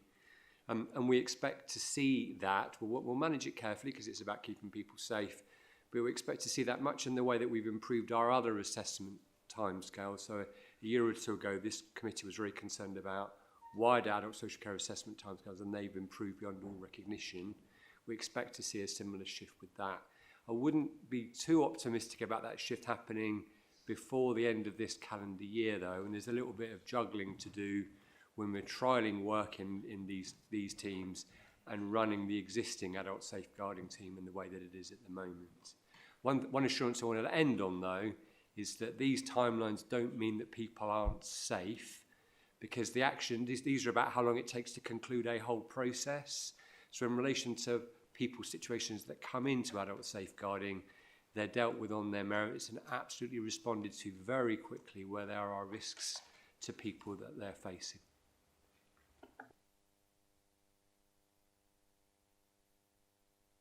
Thank you for that. We'll move on to the child and family-friendly borough. Councillor Hemshaw, Leanne, you've got some questions. Thank you, Chair. So in paragraph 69 of the report, I'm just wondering what the reason is for the increased number of referrals to your family team, which I think is also known as Your Place. The chart shows a very large increase from 400 in quarter 2 to 2,202 in quarter 3. Chair, I'll take that, and apologies, I should have also introduced myself when I got carried away on the first question. So I'm Lee Galtz, and I'm the Assistant Director for Children's Services. In reality, we've started to include inquiries. So previously, when an inquiry was made into Your Family team, it wasn't logged. Well, it was logged, but we didn't count it towards to the work that they were doing. Well, actually, a lot of those inquiries are the bread and butter of the organisation. Family will come in, they'll ask, rather than a referrals made, they'll have an inquiry about something, generally around finance, housing, or actually familial well-being at the moment. And the team see and solve that within 24 hours. We weren't routinely capturing that and adding that. We have done that, and that's why there's been such a significant increase. If you look at that retrospectively, if we added the inquiries to quarter 2, the numbers would be broadly the same. Is it Your Place, also known as well? Well, this is wherein some of the confusion lies. So it is known as the Your Place, yes, because actually they provide greater levels of support than just for families. And actually the top 3 presenting factors are around finance and housing and antisocial behaviour and the well-being of families, which kind of reflects the current landscape. What I would just add is that we've had a recent Local Government Association peer review, and there were 2 things that are relevant to the Your Family, Your Place teams. The first one is that they were seen as a real strength in Doncaster. The second one is it's quite confusing, what are they called?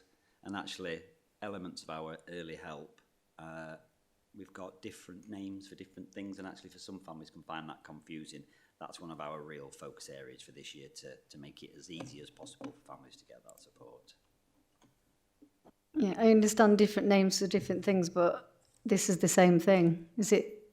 Am I right in thinking that Your Family is Your Place? Yeah. Next question is paragraph 77.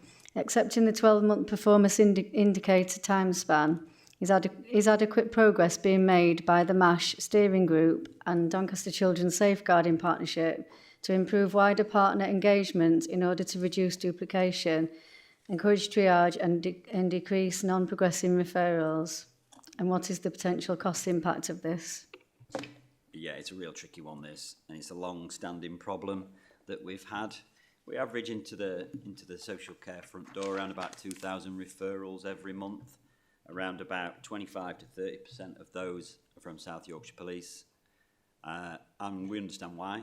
And a lot of those relate to a home visit where they feel there's some parental conflict or neglect that results in a referral into the front door.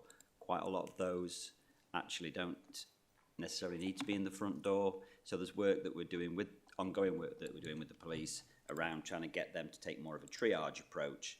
However, across South Yorkshire and other parts of the country, this is not an isolated problem, and actually if you're a bobby on the beat, you can actually understand why that happens. So there's some work to be done in that element of it. The second part is we get around about 60% of referrals into social care front door that have advice and guidance but don't necessarily lead to a direct intervention, be that in acute social care or our early help services.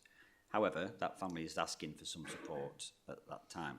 We're looking at introducing an appreciative inquiry model at the front door, and that is basically an assets-based conversational approach where rather than a referral being made, actually a conversation, a telephone call can be made where a qualified social worker will have a conversation with a concerned referrer, i.e. police, i.e. school, to look at what strengths are within that family already and where are the best place to support them at the earliest possible opportunity. What we've seen and what we expect is that that will reduce demand at the front door because we've seen it in other areas. Does that make sense? Yeah, that does, thank you. Am I right in thinking that schools are the biggest referrer into early help, which makes sense, they've got the most contact with children and families?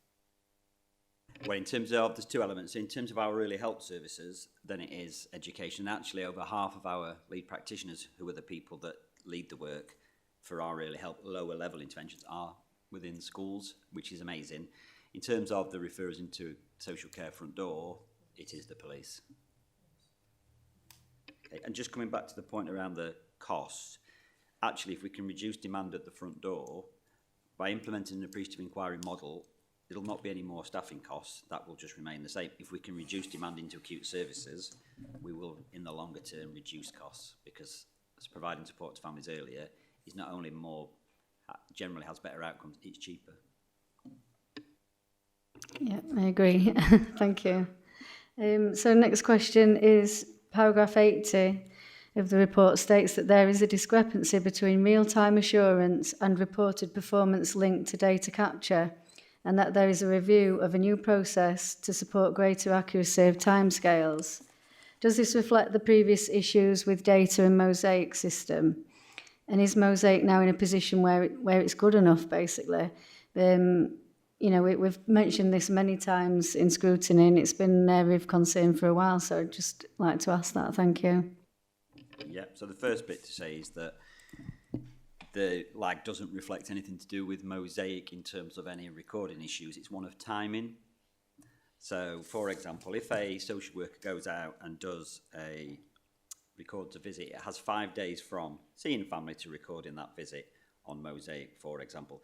Mosaic is run at the start of each month.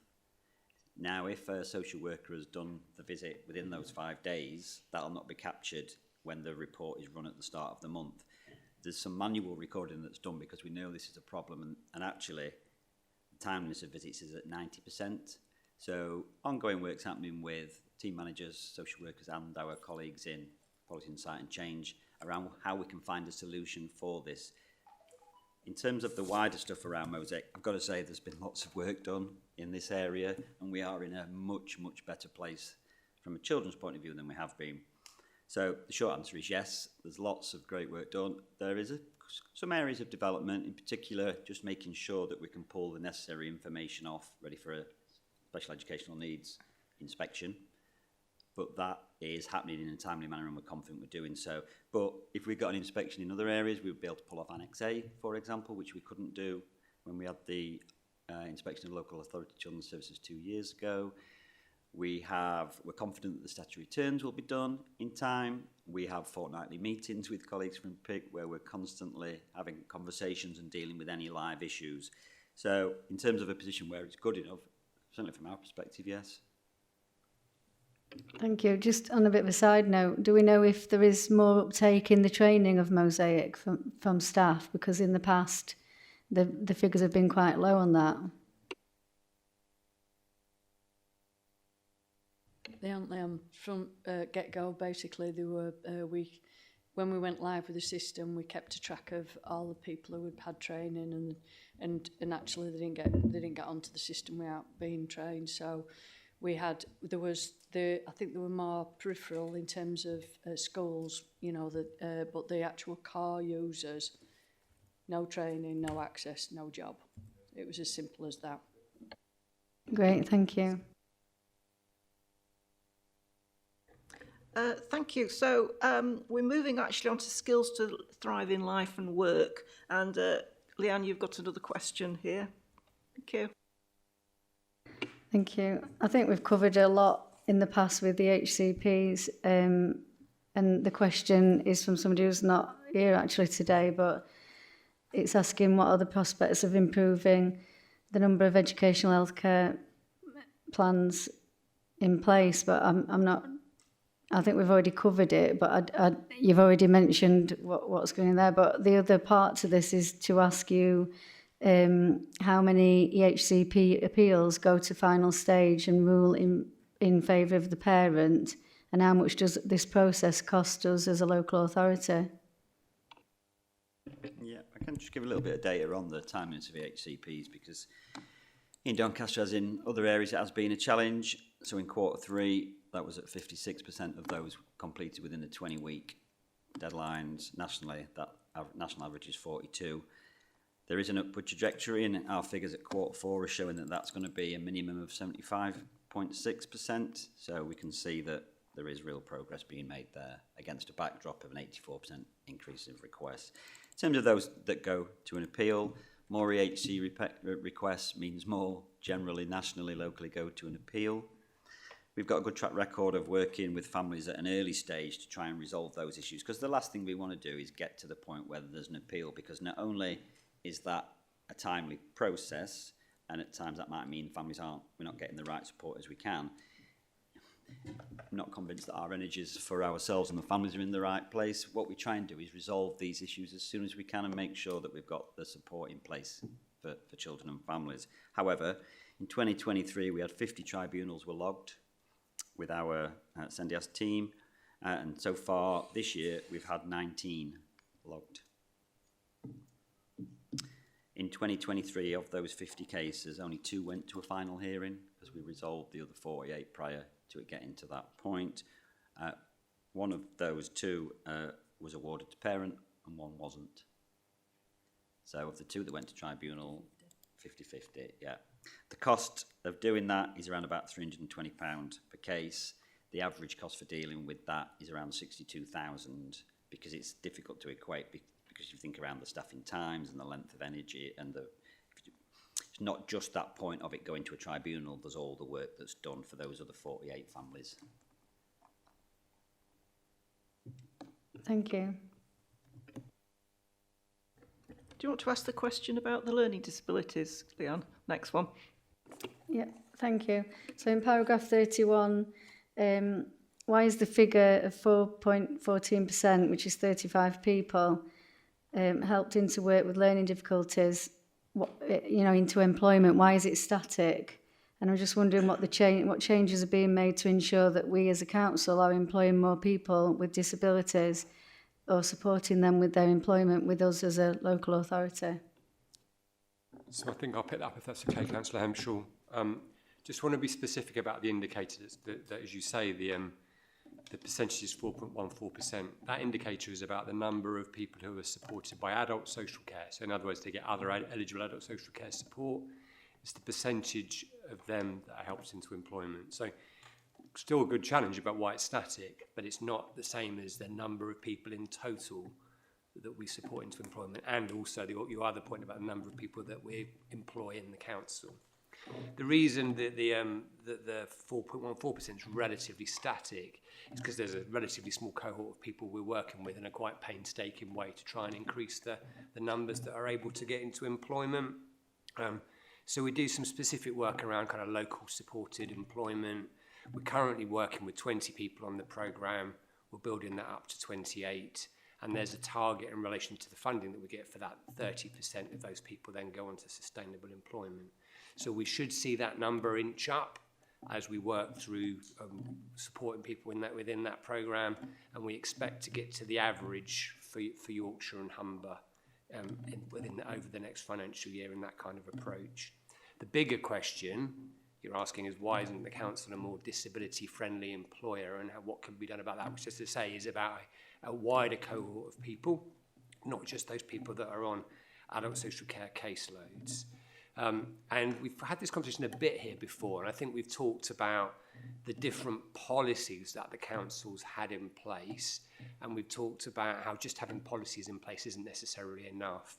So in terms of a kind of an advance on that from last time, we've got an employment working group that we kind of co-host across adult social care and kind of children's colleagues. And we've done a bit of co-production with people who've got lived experience of a disability about what would help for them.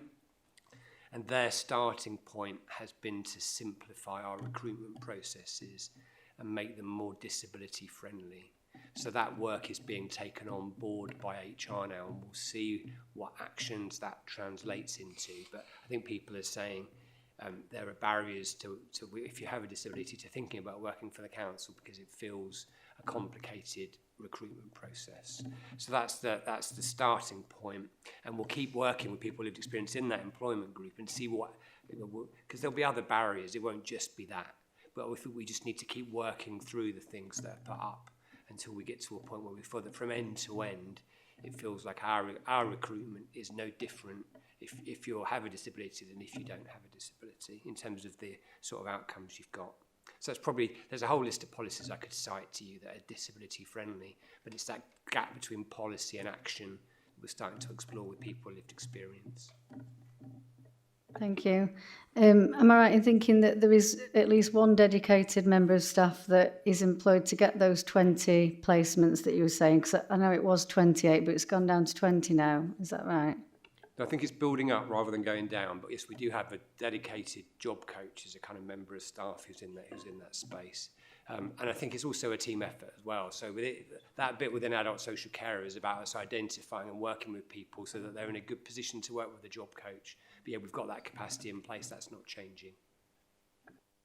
Yeah, and we need outside organisations to be on board with that as well. That's half the battle, I think.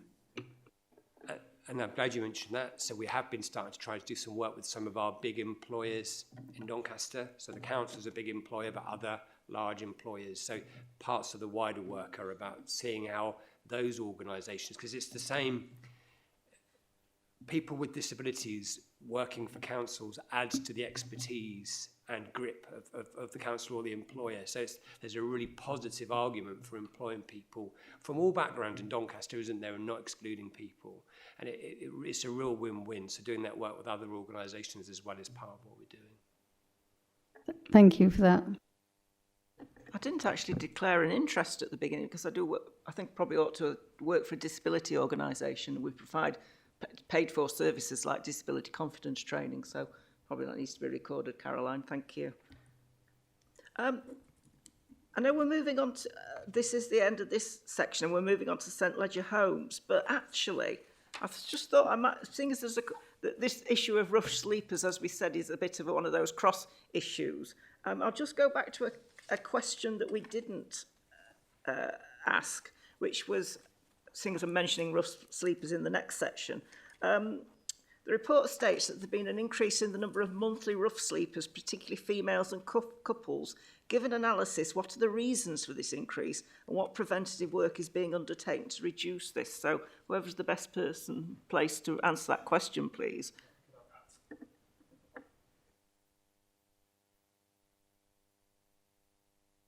Sorry, I can start and then Phil and Dave can fill in. Yeah, we've got a lot of issues that we're facing with regards to homelessness and rough sleeping as a consequence of homelessness. One of the issues is that there's many more Section 21 notices being served on families and individuals in rented accommodation, and somehow those people do fall through the gaps and end up rough sleeping. However, there's other issues that face people who are rough sleeping, such as domestic violence, lifestyle issues, and it's one of those things that we need to consistently look at all the time and put measures in place. I mean, we have in Doncaster a fairly robust mechanism for looking at rough sleepers across the board and logging who those rough sleepers are and offering, this is the most important part, and offering help, advice and guidance at an appropriate time when we come across those individuals to access our services to ensure that they are better placed to move on and find a property of some description. But those things are happening on a daily basis with our complex lives team, with our external organisations such as, for example, Riverside, and our general homelessness team. So on that, I'll hand it over to both Phil and Dave. So we've had significant issues in successive years in relation to the increase in pressures that Doncaster people are under, that our housing supply is under, and so on. Kind of autumn time last year, we started to see some welcome decreases that got us to the point where we were below the point where we were the year before, which is really heartening. But it has been a difficult winter. So in terms of talking about further increases in homelessness and in rough sleeping, that's definitely been a strong factor, the reasons that Glyn's described. Particular issues becoming more prominent around for women and for couples. So that's been a change, if you like, people traditionally assume homelessness is a kind of a young man's thing, don't they, or just men, single men out on the streets, but significant issues developing around for women and in the context of couples. No new themes. Domestic abuse has always been a factor in relation to homelessness and rough sleeping, and like other factors, it's increased in its intensity since over kind of cost of living issues and post-COVID, but there's no new themes. I think what we found is various difficulties around the system supporting women. For example, the universal credit regime disincentivises couples from seeking accommodation together because they will lose universal credit if they're considered as a couple rather than as a couple of individuals. We've developed a lot of our hostel provision now, so there are spaces for women. That a few years ago it felt like there were too many communal spaces that women didn't feel safe in, but at the same time, in the context of couples, it's difficult to accommodate couples simultaneously in hostel accommodation, and that can lead to couples concluding that hostels aren't the place for them. We have some irons in the fire in relation to developing options for women and for couples. So we're doing some joint work with the Amber Project at the moment and a local registered social landlord to develop 2-bed units that will support couples that aren't in such supply at the moment. We made a successful bid to the Department of Levelling Up Housing in Communities for the supported housing accommodation programme. So we were a successful £3 million bid. The needs of women and the needs of couples were part of our kind of bid submission. We've got 4 units of accommodation that will be ready to tenant in April, and another 14 that we're expecting to be able to tenant after that. And we've developed an assessment hub in our hostel provision that as of itself will provide more bespoke places for women to receive support in our hostels when they're at the sharpest end of need. So there are various initiatives to support women and couples that are ongoing, but clearly we are swimming against a wider tide in terms of societal pressures and housing pressures, but we're trying to address the inequity you might see in the current position. Yes, Anna. Yeah, you mentioned various initiatives. Are they going to accommodate the cohort, the people that you're on about? Yes. Yeah. Okay, thank you. You got your light still. Did you want to come in at all, Dave, on this issue? Well, I can say a few general words if it's helpful. I mean, clearly, from my point of view, rough sleeping is a tiny element of homelessness. And what I would do is contextualise the problems we're currently facing in Doncaster and say it's not a Doncaster issue. Homelessness nationally is at the highest rate for over 20 years. So currently at St Ledger, in terms of approaches to the homelessness services, we're taking about 3,000 contacts a month, which is up from probably less than 1,000 pre-COVID. We have currently around about 120 households. Now, a household can be a single person, so 120 households in hotels or B&B accommodation at the moment. And we have another 160 in St Ledger's properties that we are using as temporary accommodation. Both of those figures are at all-time highs. Pre-COVID, we would have maybe had 60 to 80 in temporary accommodation, that is St Ledger's accommodation, and we would have had below 10 in hotels. So the quantum we're facing at the moment is completely off the scale of anything that we've known before. Well, in my lifetime, in my history. So, you know, and the root causes of that are well known. You know, it's to do with poverty, it's to do with housing affordability, it's to do with the fact that private rents are higher than people can afford, it's to do with the fact that universal credit in Doncaster for private rented accommodation for 70% of the people is not sufficient to pay the rent. So it's no surprise they're getting into debt. It's no surprise they're getting Section 21 notices. And in that situation, they're going to try and get accommodation that they consider is the most affordable. Doncaster has the 9th lowest rent in England. So it's no surprise they'll come to us. I mean, there was many, many good landlords that charge a very low rent as well. But that's, you know, also an awful lot of landlords charge a bit more and they just can't afford it. So it's no surprise. And I was talking to a colleague the other day who's Director of Housing in Luton, roughly so, similar size to us, probably a bit smaller. They've got 1,000 people in temporary accommodation at the moment. So it's a national issue that's just, if I'm honest, incredibly difficult to deal with.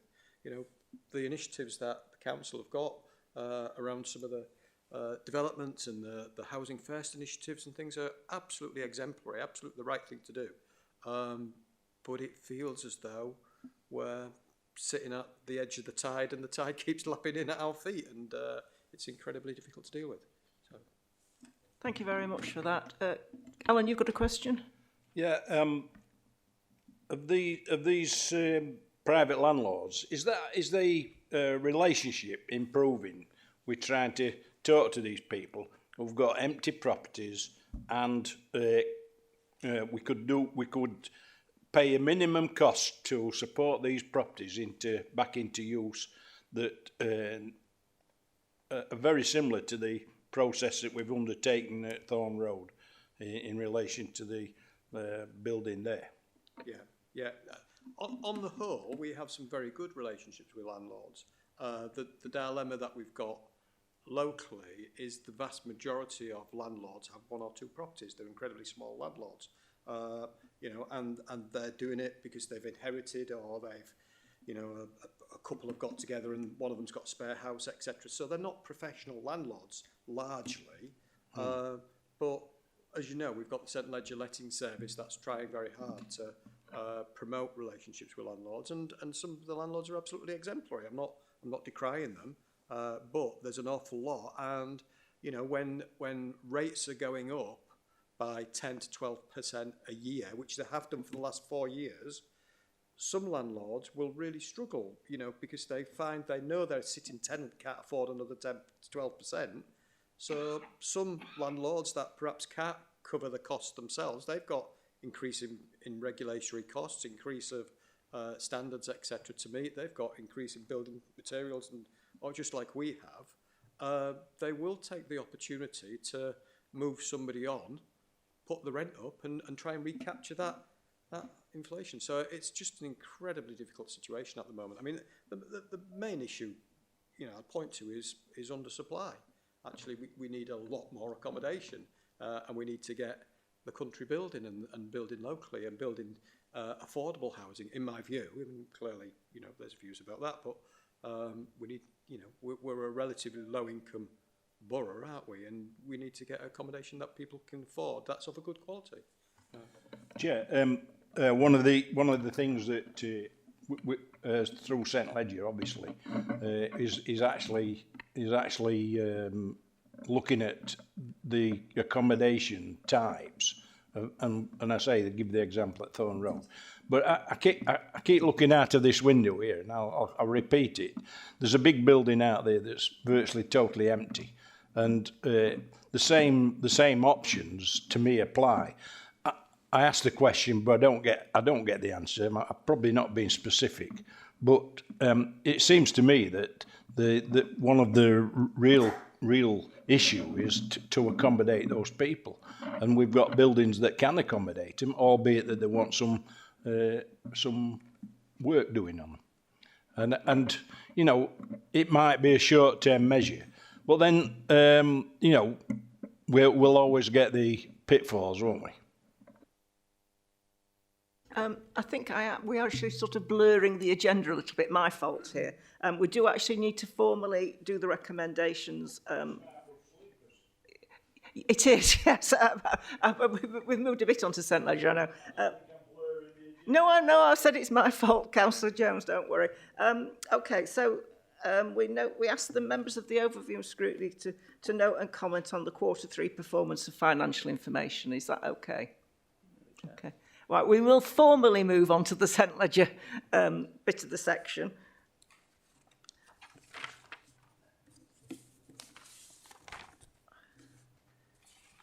Excuse me while I just shift my papers around. Yes, sorry, as Majid's not here, I will just sort of go into this question about customer services. And sorry, the question itself isn't particularly drilling down into anything, but I'll just ask the question. The information that we were given, one of the graphs shows customer services were down as a sort of a relatively poor performance, and the KPR, tenant satisfaction with overall services, was in amber. So can I have some more sort of meat on the bones about this particular area and what's being done to sort of improve the indicator? Thank you. Yeah, great. So I'm not going to pull into all the papers, but I'll just talk off the top of my head. On the KPIs that we have a number of very exacting KPIs that have been set locally. Actually, when you look at the SIM indicators elsewhere when they're benchmarked, you'll see we're green. And actually, on that specific indicator, what you see is a drop in satisfaction in social housing nationally over the last 5 to 6 years, continually going down, and it's not unique to social housing. It's unique. It's widespread with many other public services as well. That's not to decry it, but what we did was we've traditionally had satisfaction rates in the 80%. So we've been setting local targets at that. But actually, what's happening is nationally, those satisfaction rates are coming down. All raft of reasons for that. You've seen all the campaigns that have been undertaken by the government to actually get people to raise complaints. You've seen the issues about damp and mould being raised nationally, etc. The impression of social housing nationally has gone down. That said, at 76%, we are one of the top performing Almos, and actually we are outperforming local authorities by 10% on average. So I was really disappointed to see 76% until I saw the national picture that actually puts us in the top quartile at that performance. So It is disappointing. I don't want to see it go down, but actually what we've now got is a national system called the Tenant Satisfaction Measure, which is going to be applied to every social housing landlord, and hopefully we'll be comparing apples with apples. When we've done that and we've seen the interim results, the final results are not due to going until June, I think it is. We submitted ours early. We benchmarked against all the other local authorities and ALMOs that put theirs in at the time, and we came out as one of the top quartile performers on that issue. So, you know, it's not where I want to be. It's disappointing, but when you look at it in that context, actually, our figures are holding up pretty well compared to others. Thank you. Does anybody else want to ask any questions on that area? Can I just ask you if there are certain, and this is purely from an anecdotal sort of local council way, I've had people raise issues with me of complaints that have taken a long time to be resolved. Are you sort of monitoring those that might be outliers, but you know, learning from things when things do go wrong? Yeah, absolutely. Actually, in terms of the big issue for us in complaints is not the time taken. We're not bad at that, actually. We hit our timescales, which is a complaint we deal with within 10 working days. When it's a stage 1 complaint, if somebody then appeals against that complaint, we've got 20 working days. And generally, we're around about the 80-odd% for responding within those timescales. So they're not taking that long. What the issue is for us locally is we've got far too many of them. Far too many. And we are currently benchmarking in the 3rd quartile in terms of volume of complaints we get. Now, there's a number of reasons for that. Some of that's related to the fact that we've got backlog repairs that came out of COVID that we're still not cleared yet.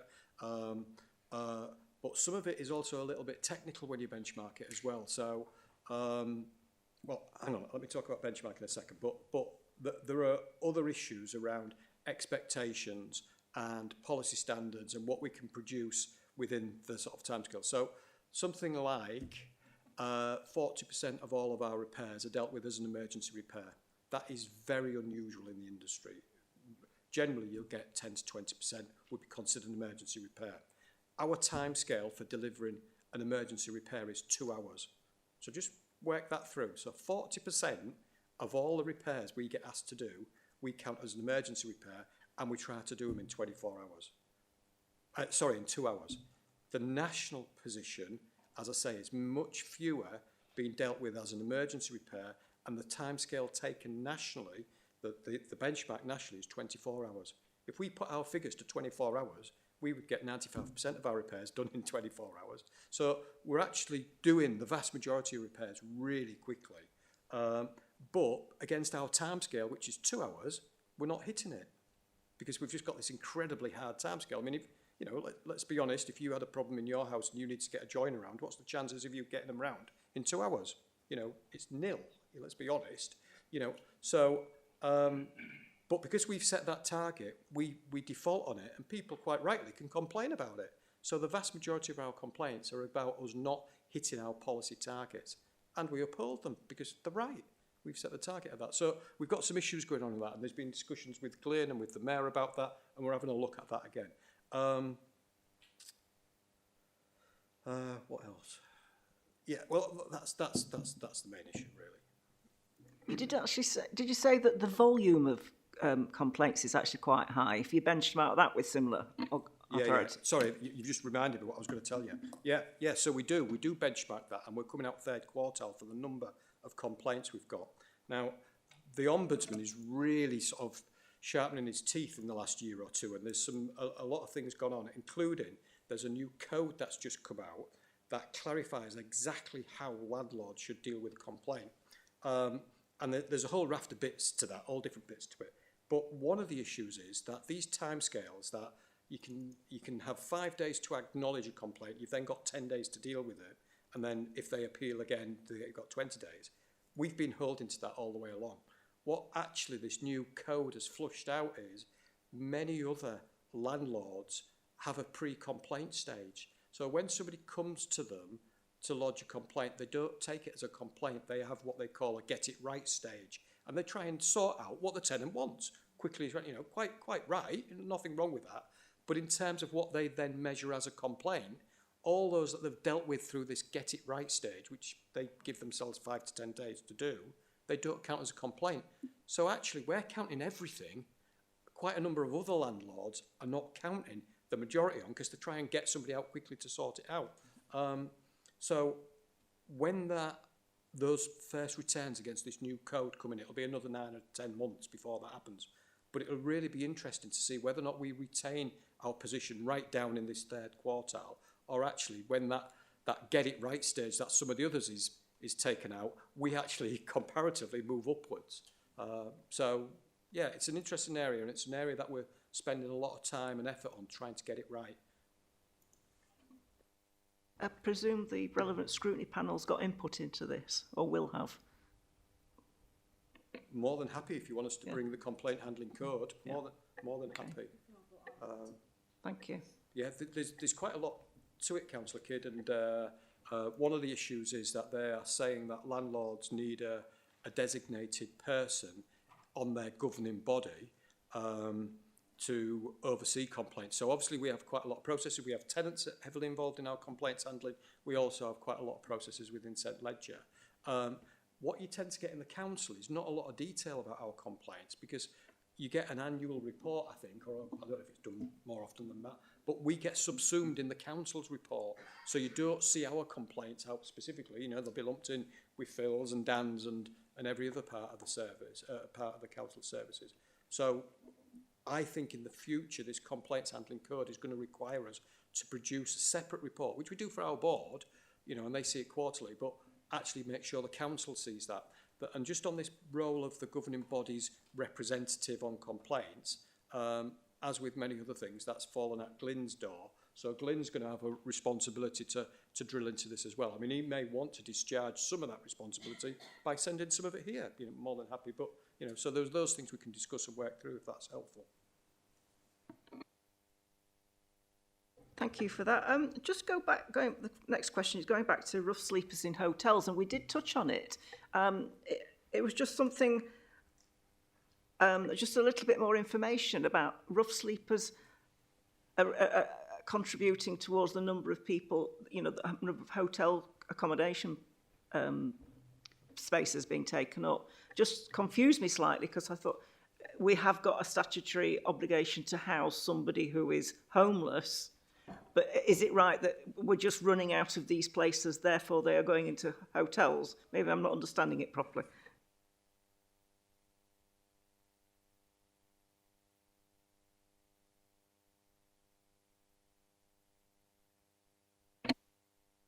Whether or not that's suitable is another matter.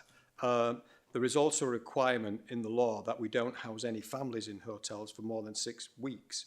And we are not breaching that, despite the fact, as I say, we've got over 120 or so actually in hotels. So the actual churn rate is massive.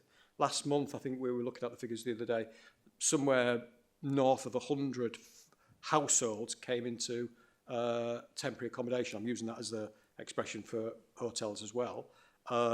Similar numbers went out. So the churn is significant. I think we had a couple of weeks ago where we took 40 odd households in 1 week into accommodation. So yeah, it's very, very significant. Just in respect to rough sleepers though, it's not as clear as we have a duty to accommodate them. So it depends on the reason why they're rough sleeping. And some of those rough sleepers may have been people that were housed by us previously or other landlords and have been evicted or moved on for one reason or another. So we have to nonetheless assess them. What Doncaster does that many other areas don't do is accommodate on a short-term basis people where we don't have a statutory duty. And that's really to just buy us a little bit of time to try and get them into more settled accommodation. So we house people for a fortnight to try and give us that time. And during that period, we actually do the assessment to see whether or not we do have a statutory duty or not, and quite often we don't. I just wondered if anybody's got any questions for Dave while he's here, because I understand, is this your last meeting with us because due to retirement? It probably is, yeah.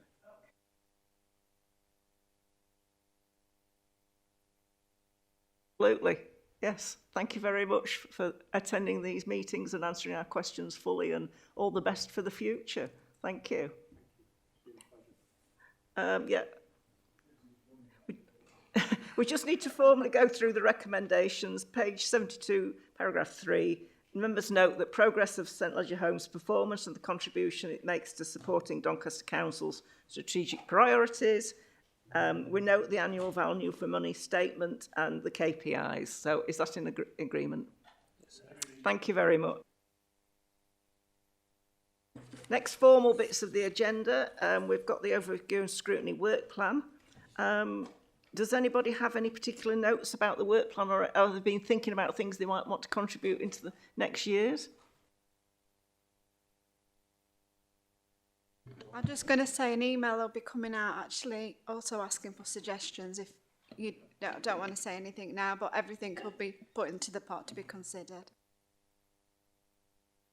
Is that the end of our formal bit of the meeting? I just need to tell everybody that we have got a briefing, Doncaster Together, let me get it right, Doncaster Delivering Together investment plan. So we thought, I actually got to leave soon, we thought we'd have a, 5-minute, Jake, you're staying, aren't you? Yeah, 5-minute comfort break, and then we'll come back to hear the investment plan. Thank you very much, everybody.